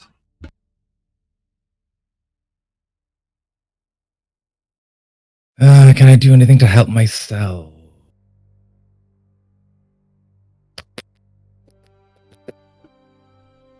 Can I throw a card on these? I don't remember, James. No, because it's in combat. If you must, but I'd rather you didn't. Which is Just not fail. great. I'd rather not be stunned. No, you for fucking- failed. You might have succeeded. I will throw a card if I can. Just leave Mark in the dust. Yeah, sorry, Mark. I have +3. I'm at an 18. I might be Oh, that's okay. true. If you believe very strongly in something, stand up and fight for it. I'm smarter than this. Cool. Okay, I don't care what your card says. You all succeeded. Oh, nice. So you will all take 10 psychic damage Okay. Very good. as you hear this thump.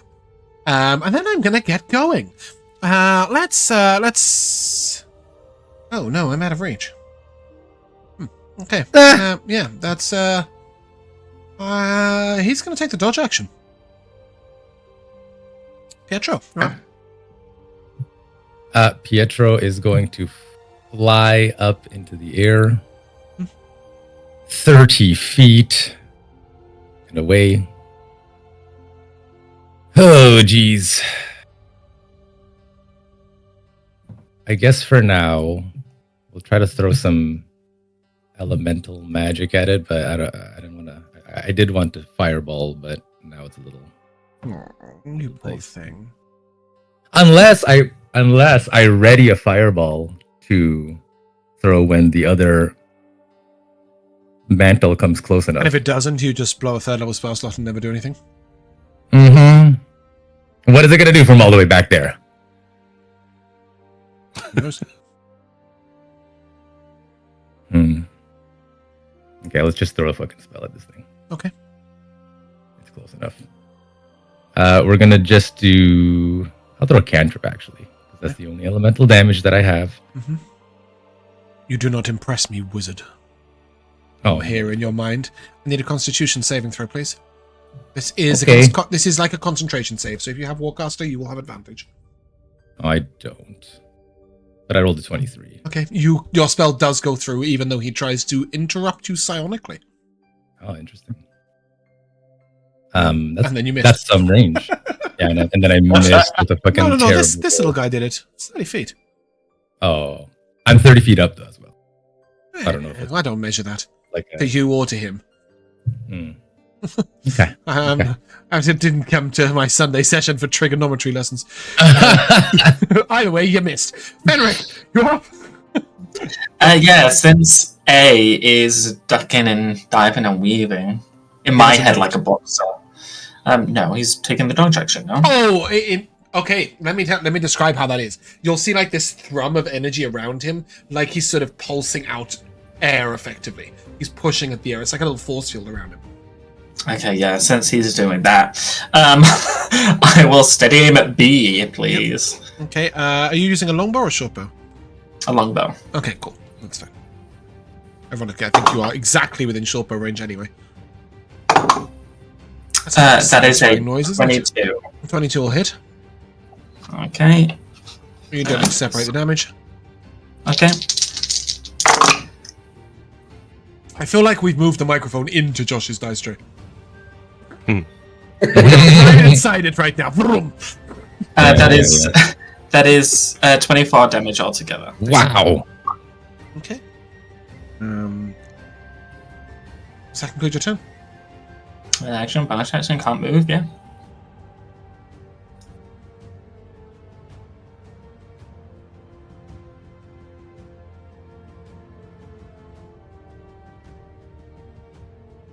Cool.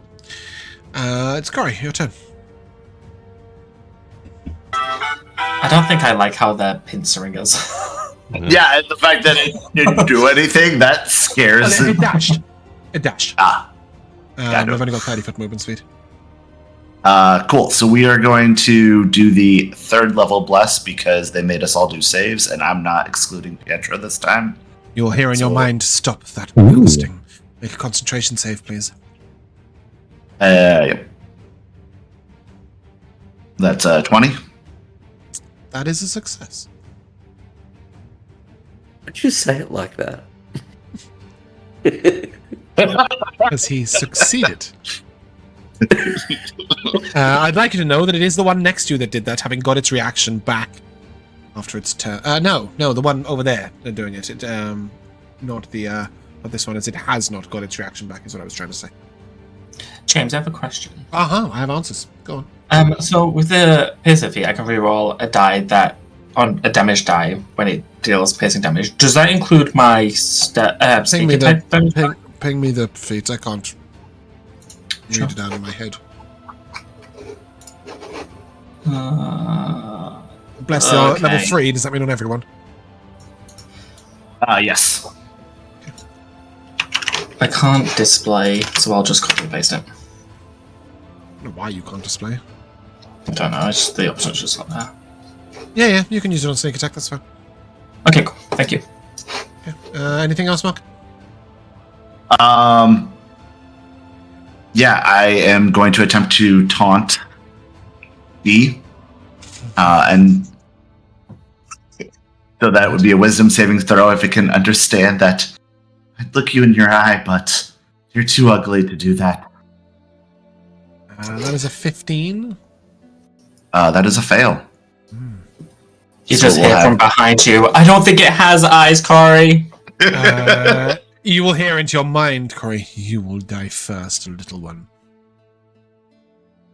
And with that, I'm going to run to the far side of Toothy. I would look forward to feasting on your mind, but I'm not sure how much of one you have. Toothy, you're up.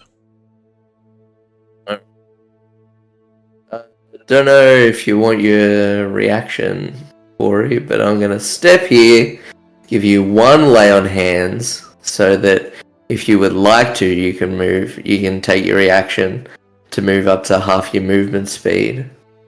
I think he will only use that if he needs to use it to get back in your aura.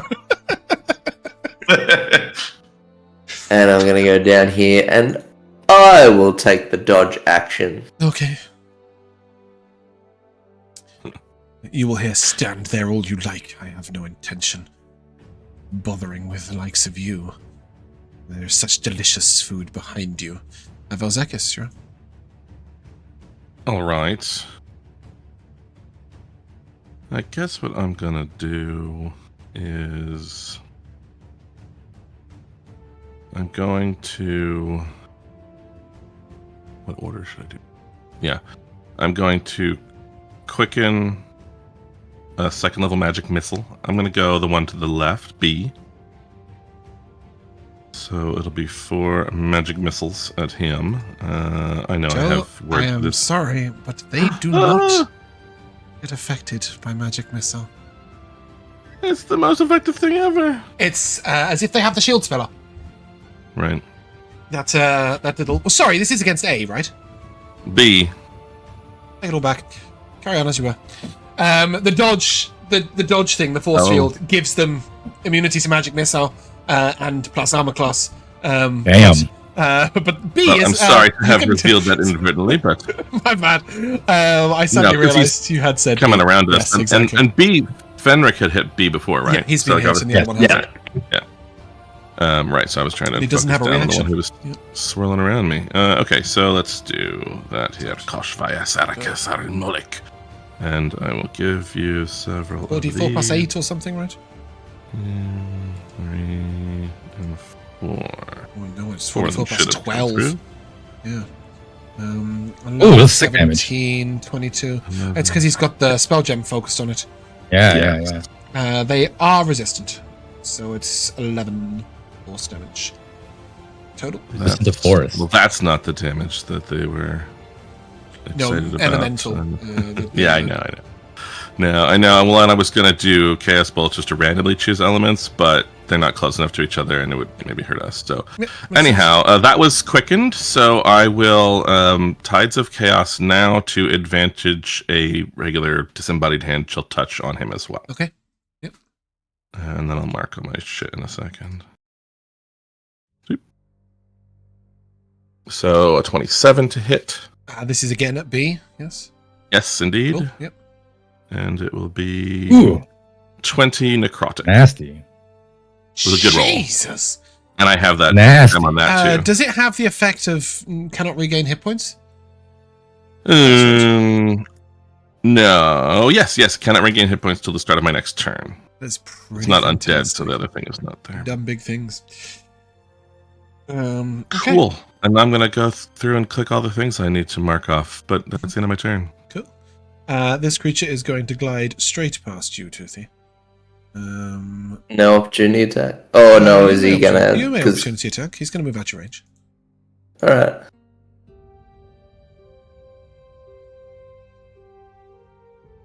That is a 17. 17 hits. Cool. His speed is reduced to 0. He's stuck with me. Sentinel feet. Sentinel feet. Love that. Okay. Nice. And damage is 9. Irritating little creature. Joy. And with that, he will turn to you with his pseudopod. Cool. Disadvantage because I'm dodging. Rolled an +1. Oh, cool. And then he will go off with his 11 to hit on his tentacles. No.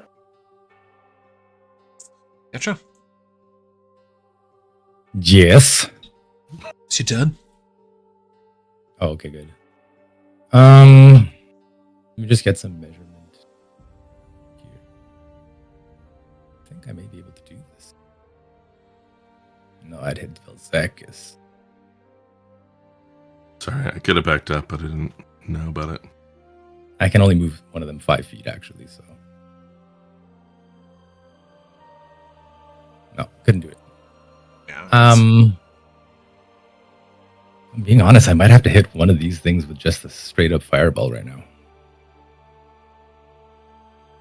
Pietro is concerned for his intelligence. So I'm going to throw a fireball at Floating Mantle B. Stop that. Make a Constitution saving throw, please.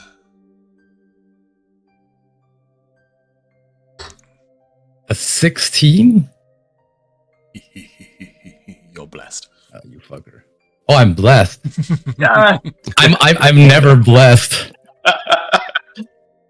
Roll a one, you little bitch. Just Oh, I did roll. No, I've rolled a 1 on every single D4 Good. that I've rolled this session. your spell will fail. Fucking ridiculous. You will expend the spell slot and you'll take 16 psychic damage.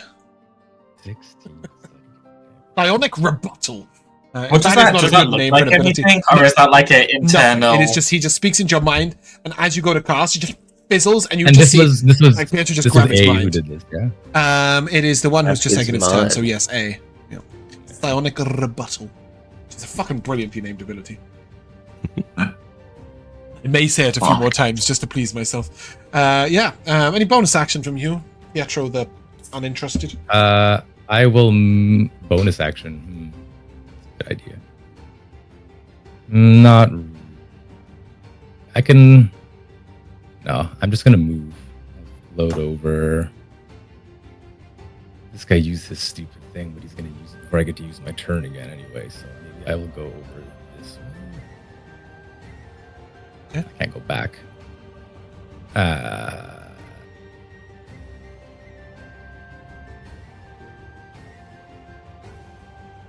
That's it. Sorry, you wanted to go back. Yeah, Go like back. This yeah. land is endless. Okay. Just carry on. I Back will you go. go. You've got I will forwards. go. No, I okay. just went to starting point. So I know where I'm I'll going. go over here. I'll fireball myself. I'll. In fact, let me Okay. just center us up a bit more. Yeah, cool. Okay, fantastic. Fenric, the Swift. I'll steady him and attack the wounded one, I guess. Try and get it out of the way. That is 27 to hit. 27 hits. Okay. Wait, no. Missing that die.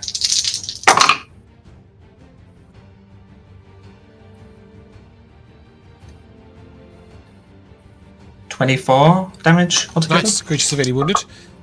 Anything else from you? That's me. Okay, he will move. Go here. And then, woof.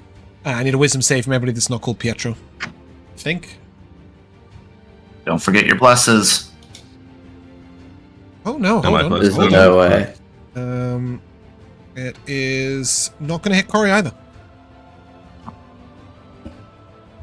I mean, technically, hold on. This, I go from there, it hits Corrie. Yeah, Corrie will hit you, sorry. It's Oh. sort of weird. I can measure it from 4 different squares. So where the creature is, I- and then I don't know if I'm blessed, but I got it to help. Everybody is blessed, but I don't think it'll help. Well, no, I don't think it will help you either.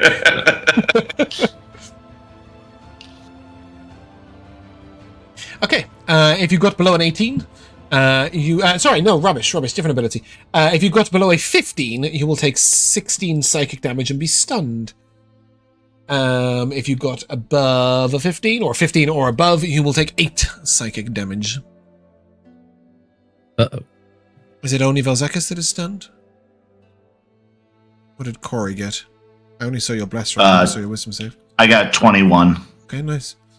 Toothy, you're fine as well? No, I got a 12. Okay, good. Toothy and Vel'zekiss both stunned. Love that. Love a stunned. Stun says you automatically fail strength and dex saves and attack rolls against you have advantage. Well, that's good, because I'm right next to you. Why not? I'm currently incapacitated. Pseudopod. Well, I'm not too bothered about that one. 18 to hit you, Vel'zekiss.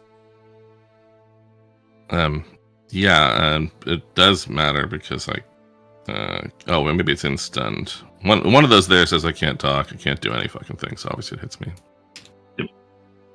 Yeah, you automatically fail strength and dex saves, attack rolls against you have advantage, and you're incapacitated. While incapacitated, you can't move and can speak only falteringly, it says. Yeah. It looks like new version says speechless. You can't speak. It doesn't matter. I can't take reactions. So it doesn't matter. It doesn't matter. Yeah.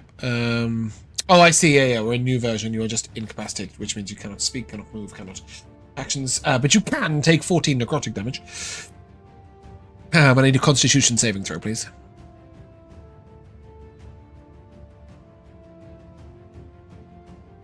It's not supposed to be advantaged. I don't know why. Should never have taken. You have to click the cancel thing. I know. Why would it assume that's the default? Like, yeah, it's really bizarre. I don't know. Are they both fails, so we don't have to worry about it? They both succeed, so you don't have to worry about it because you've got a bless. The bless doesn't end on you, so the +1 will equal the 15 DC, which is cool. And he gains. Oh, that's really shitty, but it is the case. He gains temp HP equal to the damage done, which is not regaining hit points, sadly. So the chill touch doesn't prevent him from that. And then he is going to tentacle you. Yeah. Which will probably hit, which will probably result in you going down. Probably? Yes. I'm on 1. Yes, indeed. None of those effects are bad, and I don't need a Constitution saving throw because you are unconscious. No, I got a 25 to hit. He's down. Corrie, Vel'zekiss is unconscious, and you are up. Cool. With that, I still have range on Pietro. Yeah. So we are going to do the mass healing word. Constitution saving throw, please. Yep. Warcasted. Yep. 26. Boring. Ooh. I'm going to do this thing. Yes, this is kind of your thing that you do. But yep. Yeah. So 12 healing to all. Cool. That becomes Vel'zekiss. And then we are going to do the community watch, which is where you have your little Corrie on your shoulder to add a d6 per round, either to attack, saving, or things. So before you described what everybody's looks like, what does Fenric look like? There's an answer. So Corrie kind of awkwardly looks at Fenric and realizes he doesn't really know him, and so then Fenric just has like those little party like rabbit ear things on its head. Just like a little makeshift thing, because that's all he knows is that he's a rabbit. Right now, yeah. So it might progress in time. I like that. Yep. Cool. Just to clarify, they are both bonus actions, but we've allowed you to take a bonus action as an action, right? Or is Community Watch an action? We ruled Community Watch as an action because you didn't want me to be able to bless Community Watch at the same turn. You wanted to split them up. I think so that was excellent. Very, very super sensible. buff. Yes, why would I ever? then you'd just be the Peace Cleric that we have banned the entire subclass. So, yeah, cool. Anything else from you? I think that's quite enough, personally, but you can do something if you want. Yeah, I'm good here. Cool, Toothy. I'm stunned. Oh, good. Like that. Yeah, Vel'zekiss. You were... Am I still stunned after being unconscious and coming back? Don't see why you wouldn't be, to be honest. Yeah. Yeah. Okay, the start of this creature's turn, you are both unstunned. Because that's when it ends. But I'm still on the ground because I couldn't get up. So yep. Until the end of my next turn. So you are still stunned until his turn finishes. Jesus. He will move to here, knowing that Corrie is a rather large threat. And he will fail to recharge his ability. So Corrie, his reaction. Why? What? Why? Because, dear summer child. But Skirmisher, you can move up to half your movement speed as a reaction when an enemy. Oh, you've not ended your turn with me. All right, fine. I'll wait until you end your turn. He's also his. Go on. It looked like actually I could have stood up. There's no lack of movement. You just can't bonus action, reaction. That is utterly bizarre. Yeah. Does that mean I can run around It looks like it. while stunned? Oh no! See, well, that's legacy definition, right? So it depends where. While you have the stun condition, you have the incapacitated condition. You automatically fail these, and attack was advantage. Incapacitated. Okay, now I don't think we are going to follow this rule by the rule. I think when you are incapacitated, your movement speed is 0. I think Fine. that just, or when, like, in this scenario where you're stunned and incapacitated, it makes no sense that you'd be able to run around with 30 feet when you are mentally stunned. Yeah, and the old stunned said can't move. Yeah, I think it's the stunned. I think there are some, because most of the time when you're incapacitated, you're also something else, right? I think we'll say stunned does reduce your movement speed to 0. Why would you be able to move? It just, who knows? Yeah. Anyway, Sounds like they're fucked up. Corrie, let's try and kill you. As you do. Yeah, that's a 25 to hit. That'll hit. Need a Constitution saving throw against poison, please. You'll I'm immune. You're immune? Great. You'll also take 6 got the minus parry up. 3, is it, Jack? Yeah, -3. So you'll take 3 bludgeoning damage in total. Okay. I still need the con save. You just won't take the poison damage. Okay. So this is straight con then, not my advantage. Yeah, indeed. Okay. It's a con save. You on a fail, you take poison damage, half as much as a successful Yep. save, but you also, Cool. in addition, would have some other effects if you hadn't have just succeeded greatly, which is nice. Now he is going to pseudo plod you, which is a 12, which will miss. Now, Toothy and Vel'zekiss, you are no longer stunned. Pietro, you're up. Hey. Oh, nice. Reaction. You've ended your turn. 5 feet next to me. So you can move up to half your movement speed without provoking opportunity attacks, is that right? Ding, ding, ding. Yes. So Yeah, 5, but we're 10, taking it. 15. Yep. Now you're up, Pietro. Okay. I am going to load on over here to get the hell away from these fucking things. Okay. In fact, how far away am I? 50. Go back one more. And I'm going to cast. You. Let's find out. I'm gonna try. Hold on. How far did I move? I think I can Not move even further back. Enough. No, you went from What's here, that right? for? I think. Oh, I have one more movement speed. Haha. 35. Thanks, Boots. Still might not No, be. you're still very much in range of both of them. It does. I'm gonna try it anyway. I'm gonna throw down a magnify gravity between them. Stop shit, impetuous being. Constitution save. Here goes nothing. Vel'zekiss might have got stunned, but you're not getting counterspelled at all because you're last in initiative.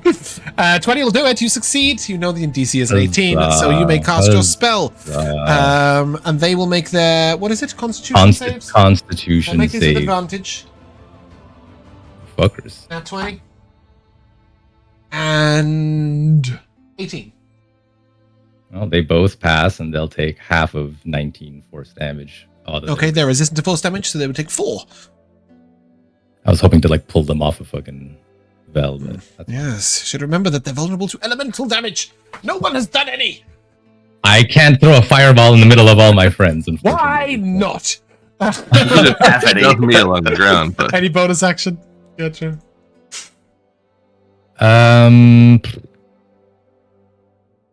Yeah, let me push Vel'zekiss. You away. cannot. Can I? I'm not. 30 feet. I'm not So, cleric shove. yeah. Cool. Fenric. Yeah, I'll steady aim mental B. Yeah, severely wounded one. Go ahead, roll it. That's pretty good. That's a 29. You may give me damage if you wish, but he is dead. Oh, thank goodness. I will. Okay, cool. Yeah. He currently has 6 hit points total.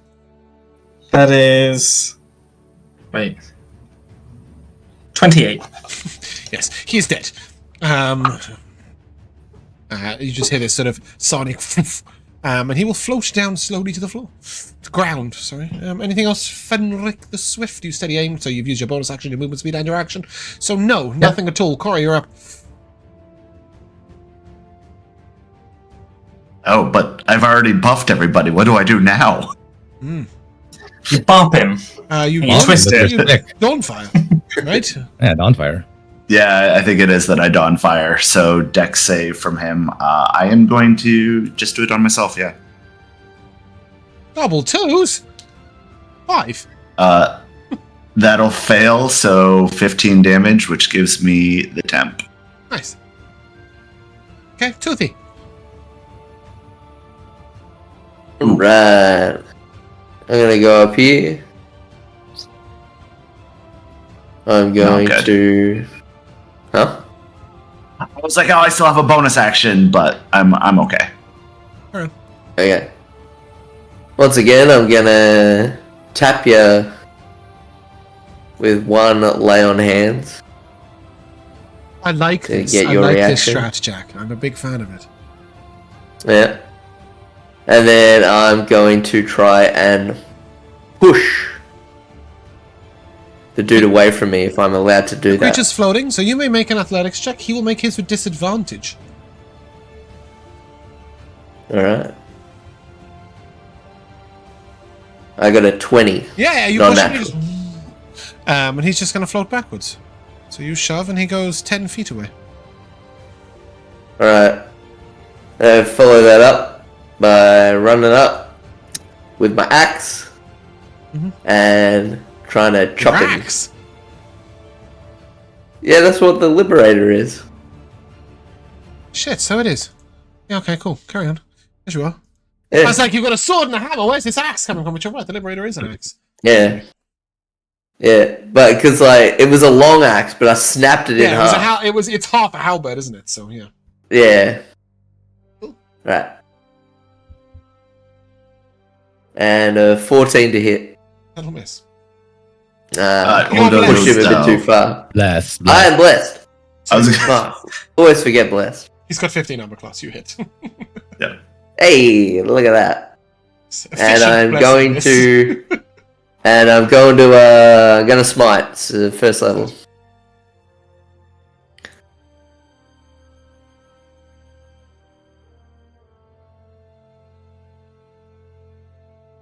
So that is... Total 23. Yep. Yep, total of 23. Okay. Anything That's else? the end. Vel'zekiss, you're up. No, that's the end. Let's see. Vel'zekiss is going to sort of slowly stand up, drag himself to his feet, smooth his wrap and so forth. He'll walk a little ways further away, just for the hell of it, since he's only got half his movement left. And then he is going to just reach out both of his arms, and he's going to quicken and then also, well, if he needs it, so basically it's 2 disembodied hand shell touches. Oh, okay. So you also don't have any elemental damage to hand. Well, not really, except for, again, like, Chaos Bolt. Bolt. There's only one of him left. Yeah, it's cool. I like this. So, go where the gems have Not powered an me. Alright, so elementally first themed creature. attack is a nat 20. Beautiful. Describe his grisly demise. Damn. That's about on that. Because I think it's like a minimum of 25, 30 damage, right? Something crazy like that. Something. It's Yeah, 2d10, so so here it's a would be minimum of plus 20. Plus roll would have been. Oh, but I rolled 1s on that, so I mean, even so, right? It's a second one too, no? plus an It's additional 7 plus 16. 21 so it's or whatever. 23. Yeah. So yeah. Yeah. So I mean, for flavor, I'm doing it both. I'll even spend the sorcery points because we'll probably get them back before we need them. But like, so he just sort of angrily reaches out both of his hands and they disappear. Burst. Actually, the way they disappear, I haven't been doing this as much as I intended to, but like, because he's wild magic and teleportation, I always imagine his teleportation is a little different every time in the way it manifests. Mm-hmm. And as we've been like trudging through these swamps with all the bugs, basically he reaches out his hands and chants the words, and like his hands like poof into like little clouds of flying gnat bugs and just kind of dissipate. And then you see a cloud of those form around the thing, and then become his hands again and just grab onto his tentacles and his little mantle and just suck the life out of him, as though the little bugs almost are sucking him to death. Beautiful. You guys may take a total of. Did we take XP for the last fight? Yeah. Yes. Yeah. A total of 600 I missed- XP each. How much was it for the last fight? I don't know, but Oh, how much did you guys just 900? roll together? 900. 24,900. 24,900. For 900. Should you wish, you may utilize their brains as one-time use items. I am currently placing the ability. So there are one time if you wish to squeeze them out. Do a psychic scream, which what's that? It doesn't recharge, obviously. It's just a one-time thing, but it's a DC 15 Wisdom save. Each creature in a 30-foot radius around the creature will take 48 psychic damage and be stunned if they fail. It's very rare that one of you is going to have 30 feet around you where you're not in range of anyone else, but if you want to take one with you, you may.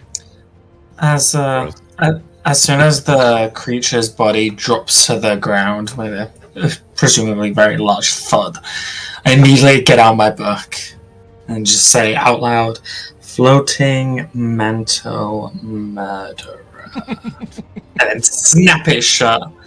Haha, another added. Cool. At this point, it is probably about 7 p.m. What's the music? What the Elsewhither? I just realized we've been listening to the theme tune for like half an hour. How do we do that? That's quite good battle music, wasn't it? You can gauge from your maps that you're probably a day away from exiting the swamps proper. But there's plenty of flat ground, so you can definitely establish a tower out here. Vel'zekiss, the sun grows low in the sky. Yes, some comfort, don't you think? If you will. Yeah, try to find a suitable dry chunk, if possible, and pop down the staff. Yep. And it has a word somewhere. I can't remember what it is, but I will say it. I believe it was presto, but with a Oh, right. with a something. Yeah. With a, Press tower. Press tower. That's it. Yes. Thank you. Where's my regulars page? Whoop. Boom. Look, it turned the surrounding area into a slight pine forest and Do you know dry what? mountain. It's gonna do that every time.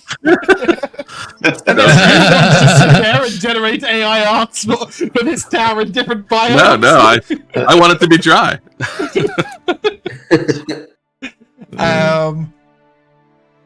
As I did see your message, Josh. As this tower pops up, obviously, Fenric, you did see this yesterday. So I apologize. We zipped past that. Did we? But if you want to give me whatever roleplay you would have given me yesterday today, we will just pretend it was yesterday. Yeah, sure. I will seeing Vel kind of conjure this up. I will turn to him. A wizard with your own tower. A truly incredible feat. And then I turn to Pietro. Do you have one also? Pietro sort of like turns up his nose. I have not yet acquired the tower of my own. Just the one wizarding tower then. Something of a group of wizarding tower, I hope. I'll look over at Vel'zekiss.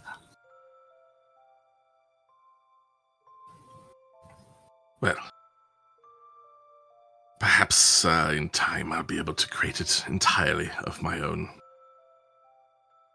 power, but the staff you saw does become the tower. But where did you study such magic?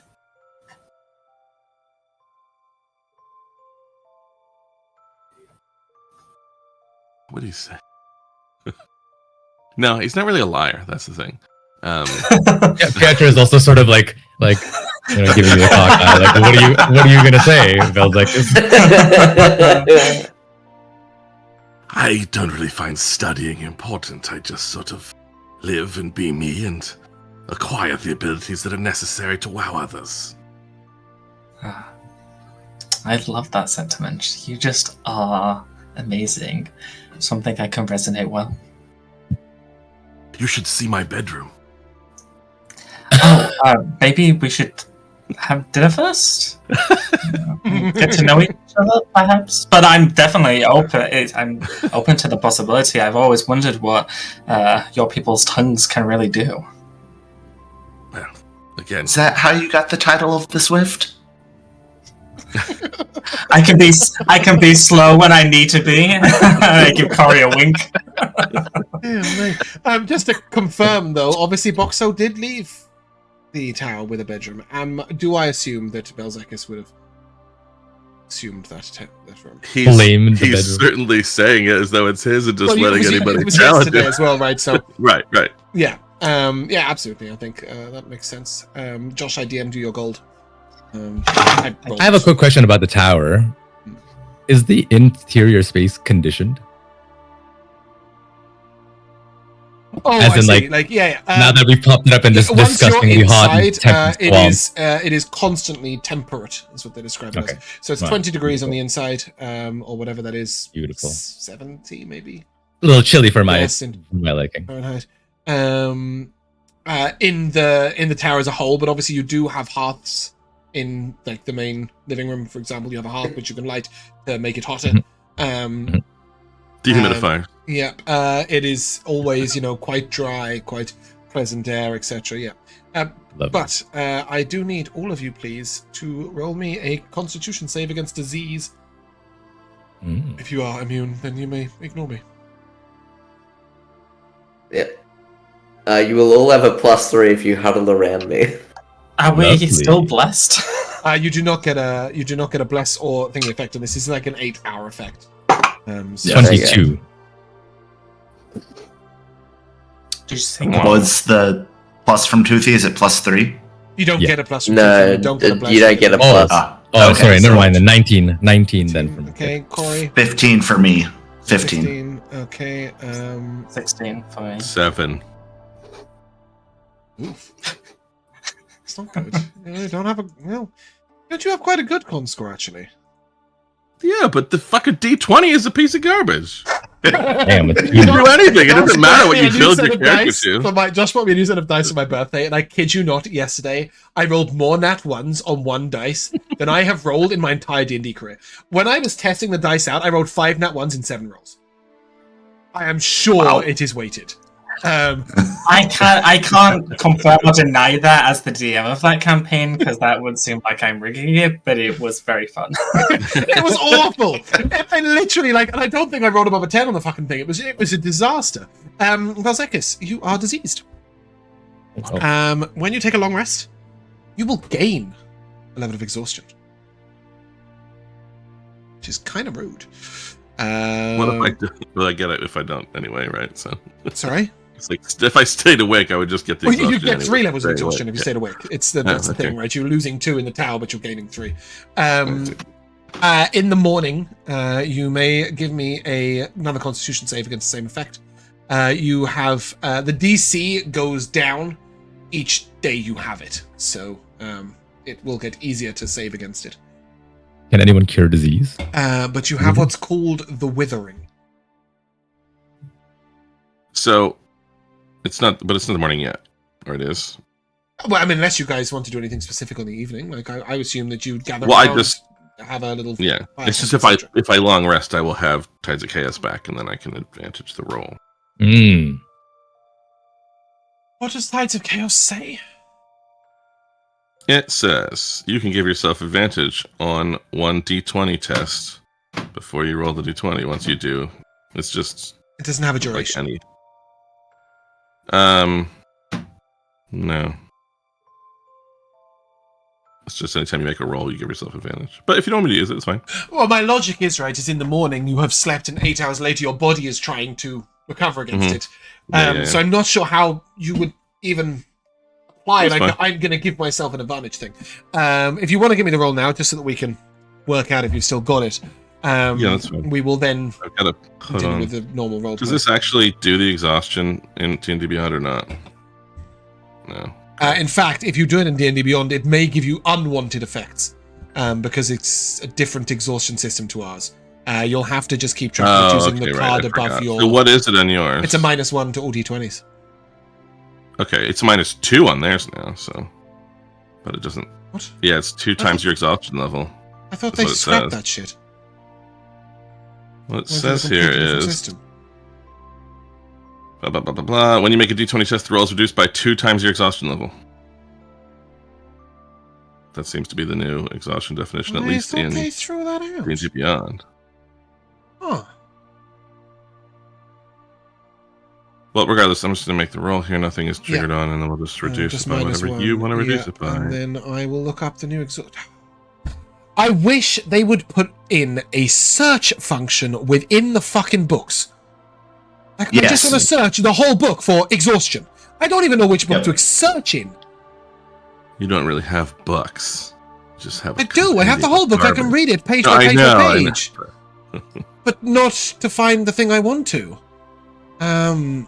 Do we know which book it would be in exhaustion? Player handbook. Player's handbook is that new glossary they have at the end. Yeah, but it's not in the glossary. It goes from to enemy, disadvantage to encounter. There's a whole conditions section in the glossary, I think. Exhaustion condition. Thank you. Yeah, got it.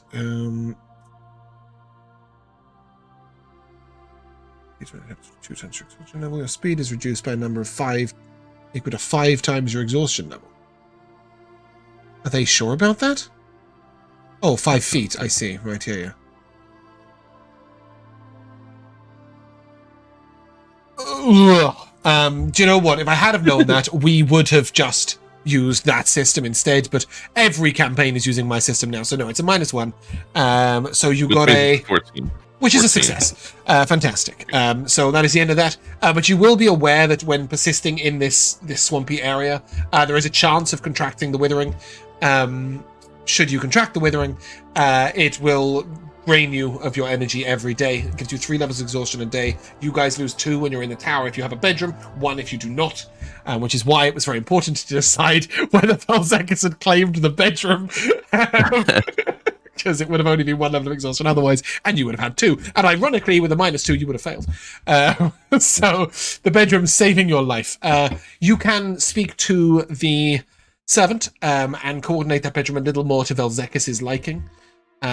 Which you can think about in the next week or something. Sure. But so, I've now got rid of the disease, but I'll be exhausted for today because of the night. Yeah, you'll have the 1 exhaustion level for the following day. Okay.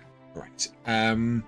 Some of you had mentioned potentially purchasing a room once you decided not to purchase anything else from the town. Currently, we have 1 cramped bedroom and a parlor. Did anybody want to purchase a bedroom? And does anybody know how much they cost? Because I don't have that. Are they not 100 gold? 10 gold. 100 gold for a Those. I Yeah. think they're 100 gold. It's a lot of money. Anyone got 100 gold? Anyone want to spend 100 gold? Anyone want to use the I've group got a- loot to buy 5 bedrooms or 4 bedrooms? I've got 147 gold, and I feel like Pietro is the type of person who would want his privacy to like. Absolutely. Love that. Splash it. Splash that cash. I don't want to get too down into the details of this if we don't want to do it right now, but while I'm thinking about it, like, there are small rooms, bedroom, dining room, etc.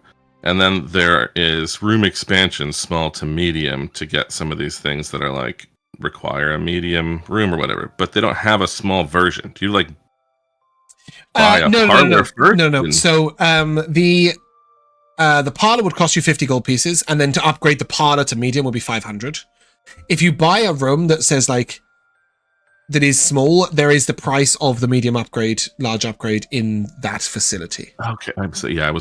Okay, so like Arcane Study medium, you just can buy that outright. You don't have to. Yeah, you don't have to buy the room space. That is only to expand basic. That room expansion is only for the expansion of the basic rooms. Gotcha. And realistically, you might expand your cramped bedroom to a medium bedroom or even a large bedroom. But other than that, the only room you're really likely to expand is the storage room. Because a reminder, you can store things in the tower, but if you don't put them in a purchased room, they'll all fall about and potentially crash and make a whole mess. Yeah, Rico, you want to buy a room? Is no one else shelving out for a room? I'll buy a room. Okay. Nobody else has any cash unless they spend the group loot. Right. Yep. 8 silver. I think Vel'zekiss has like 10. Toothy has like 10 gold. He once had a lot of gold, but splashed it on everybody else. I don't think Corrie's ever had any gold.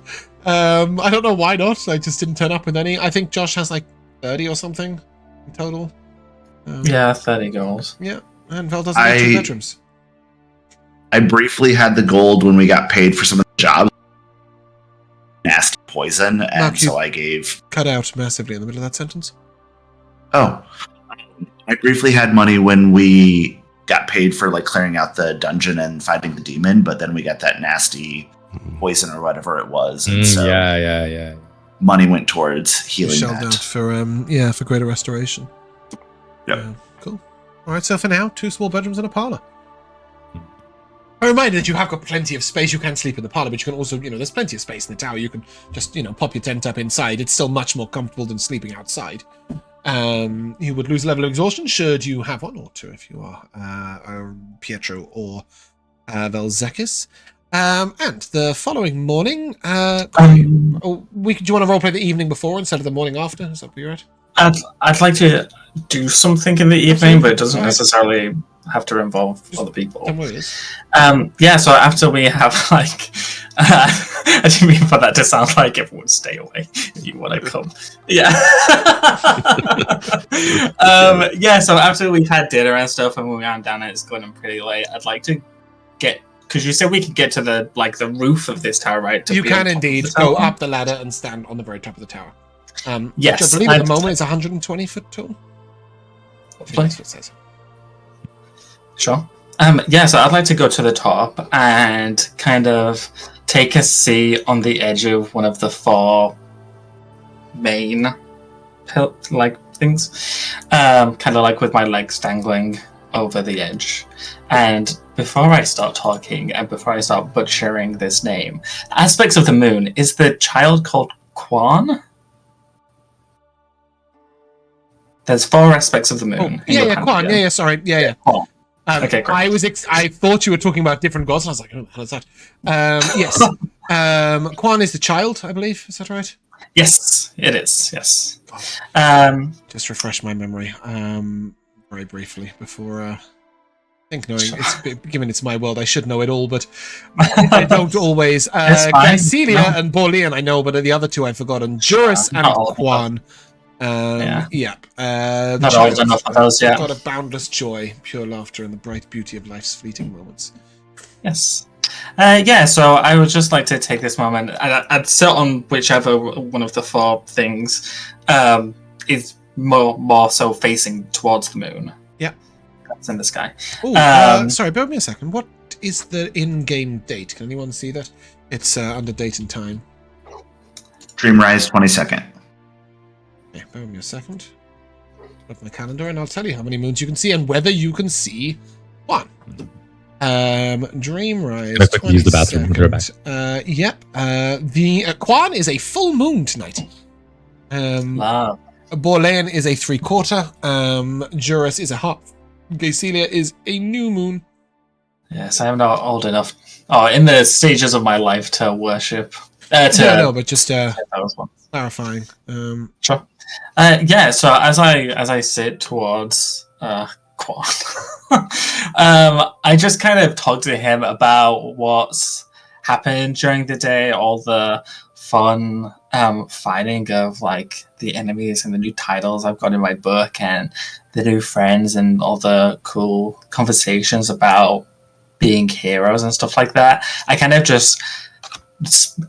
talk to him as if he's someone there to talk to and not just a moon. I just kind of inform him of all the great stuff and I never bring up like the, any of the negative things like, I'm in a country I don't know, I'm with strangers who I don't know, any of that. I just focus on all the positive things. Okay, Roll me a D100. And I will do this nightly until I transition to a different part of my maturity. Roll me a D100. A D100. Yeah, I'll just roll here. That's a 29. Yeah. You feel the moonlight shine favorably upon you. It's a good night. Even though you're in a dark place, difficult place, new friends, new deeds. Yes. New joys to be found. And you're on top of a tower, which is pretty cool. That's what I'm saying. Yeah. You feel the joy of the night, and you know that Quan would feel the joy of the night with you. Mm-hmm. Cool. That's it. And then after that conversation, I'd probably stay there a little while longer and just kind of look over the horizon. And then I would go down and kind of really wanted to say pitch my tent, but obviously that sounds awful. But I will pitch my tent. Yeah. Josh is pitching a tent after an excellent prayer with Quan. And he pops it up in the... Quan must be something else. Probably all about 10 feet away from Toothy's tent, which is all about 10 feet away from Corrie's tent, probably. Although maybe one of them sleeping in the parlor. Toothy, do you have leatherworking as a skill? Yeah. As in, like, a custom skill that you can click on? Yeah. Fantastic. Give me a leatherworking check, please. Can you give me 2, actually, because it's been 2 days since you decided to do this. 16. Yep. Oh, do you have woodworking as well? 15. I do. Okay, go ahead and add a +3 to those rolls. It'd be a 19 and an 18, is that correct? Yeah, 19, 18. Because obviously when the dirt is going to be supported by the wood, you can really start maneuvering the two pieces together. It's going to take you 4 days. So after 2 more nights, you will have completed the yurt. And it will have weather resistance. All this means is that it's waterproof and it keeps a bit of the wind out. It's not, you can't put it up in a hurricane and just get a good night's sleep. Following morning, Corrie, as everybody comes down for breakfast, what are you making in the over the probably the parlor hearth, right? Little campfire. Or are you setting up your own tools, I guess, in the stone area? I like setting up my own tools and the thing of out in the unfinished area, I'm going to conjure like my little magical hearth, as it is the comfortable place for Corrie to cook, and it's that familiarity of knowing where everything is and sort of thing. I guess you'd put it in front of a window, because what I was thinking is, like, in the past, obviously you erected it outside the tower because but True. You don't want to do that in a swamp. It's just not, it's not a nice place to be eating. So with a little window backdrop, Corey's basically making his own kitchen. Should the servants see, he'll let out a small sniff of disapproval. You carry on as you are. What's for breakfast? See, like, the thing is, like, I'm never like breakfast food sort of person. Like, other meals are more interesting. So Corey really isn't like making eggs, but he's had a stew going sort of thing. So he's picked up some marrow bones back in the past. It wasn't in Jorl, it was before that. But he's looking to use these things up before they go rancid out here in the heat. He's going to make a nice stock out of that, and he's probably just adding some lentils to it, just to kind of like make a like hearty beef lentil stew. Yeah. I mean, I will say that whilst I'm asking you what's for breakfast most of the time because it's the beginning of the day and it's kind of sucks to have a health buff turn up after a fight, but a lot of the time, certainly in medieval times, due to my reading, but also just in the adventuring world, you would make whatever you're going to have for lunch and dinner at breakfast, and then it would just be the same meal all day. That's quite a common thing on the road. So if you ever want to give me a lunch meal or a dinner meal that you're making in the morning, if they have a problem with it, they can fucking suck it up. I love it. Go ahead and give me a cooking check. Cool. I will say that there is with... did you mention marrowbone? Yeah. As there is a possibility to go for a slightly higher DC and go for a constitution bonus instead of your normal health buff with marrowbone, if you wish. No, I don't. Especially as I already rolled it. It's a shit roll. What did you get? 13. It's a hearty, healthy meal. But all of you are still feeling drained by the heat, the weather, the food's good. It's just not going to stave off this misery, to be honest. And guys, we're going to time skip. So this is going to be the time for the same thing with the breakfast the following day. But I see no reason to roleplay trudging across this swamp the following day, as it is just trudging. It is long, it is slow. Sometimes you come to like thick areas of inky water and you have to really retrace and navigate all around. The insects are all upon you. It's just nasty. But when you eventually, about 5:30 in the evening, get to the edge, you look out ahead of you and you see a vista, the end of the swampland, start of something new. It is beautiful out here. It's dry, it's hot, and you do see, danger abound, but it's a real scenic moment. And for Toothy, it's the first sight of home. This is not too dissimilar to your own homeland. Even to Vel, you would have, this is familiar lands. It is hot out here, but it's a dry heat. It's almost a pleasant heat. There's sand on the ground in between the brush that you can pick up and run through your fur to get rid of those itches. You can see for miles around you.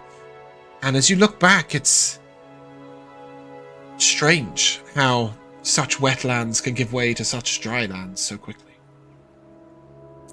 It would be late in the evening when you finally come out to this view, and in fact, this is probably your view in the morning. At the end of the day, when you return to the tower, everybody who is not Vel'zekiss, give me a con save against disease, please. Vel'zekiss, you have immunity for 48 hours, so you succeed. And it's very nice because those creatures are only in the swamplands, so until we come back, you won't have to deal with that roll again.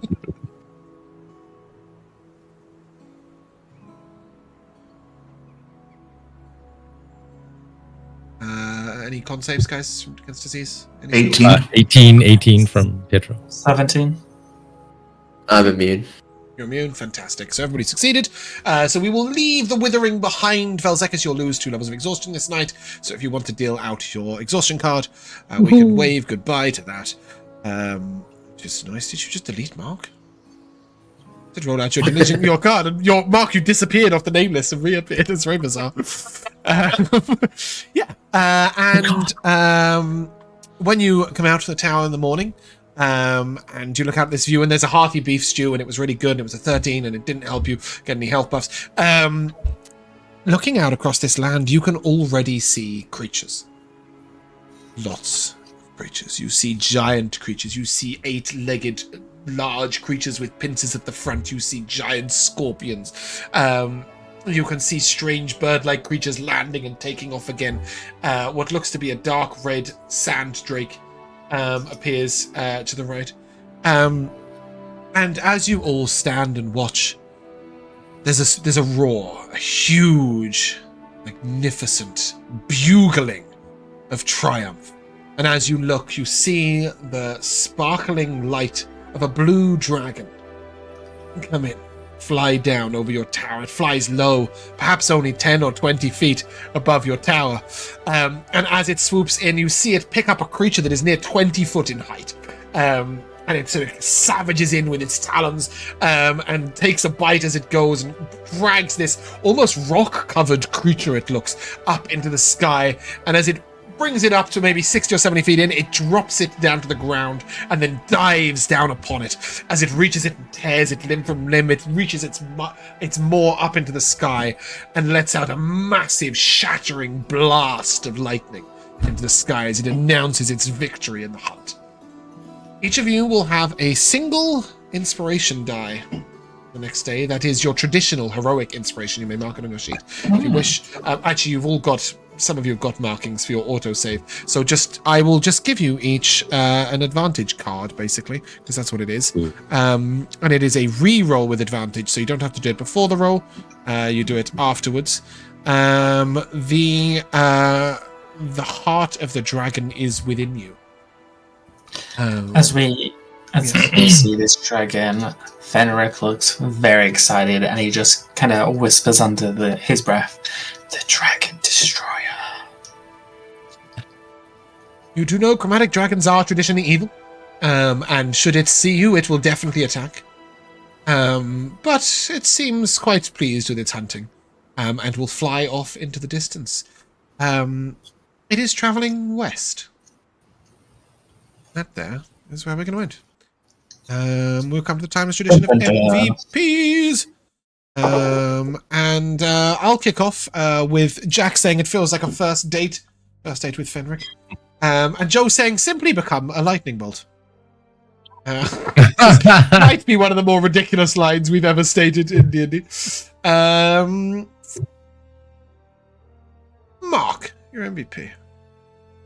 It was the conversation about the that Fenric had and Pietro just finishing conversation about the titles that Fenric has and Pietro finishing it with just like Pietro the uninterested is ready to go. Yes, good old Pietro the disinterested. That was on my list. You did get inspiration from that actually. Rico. I really liked Joe's description of the double disembodied hand. Yes. Final kill. Squeezing the life out of him. Basically, yeah. Pretty cool. Josh? Yeah, combat, really fun, really cool, really nice to have back-to-back combat. And I really liked the conversation we all had regarding what creatures we should attack, not attack, when, are we encroaching on their territory, all of that stuff. It was, really interesting. Joe? I liked Fenric's Journal of Accomplishments. It's such a straightforward, and sometimes you just need to be straightforward, like motivation thing, right? It's like, it's there. It's for the character. It's also visible to the other players. It's just useful in the way that it just functions, and then it's just also funny. Yep. So that was really good. Jack? I think I love Fenric's flamboyancy, and then the little sexual sort of like innuendos going on, and the back and forth. I found it that it was like somebody trying to impress someone, but they're really kind of actually innocent. You know what I mean? Like it gave off that vibe. I don't know if that's what it like how it really is, but it's like, yeah, it was sort of like, oh, you're just a little dude. You're just like, you're just trying to be like big for your britches, and it's cute. He is a happy little Harangon. There is no hiding that. It's just, yeah.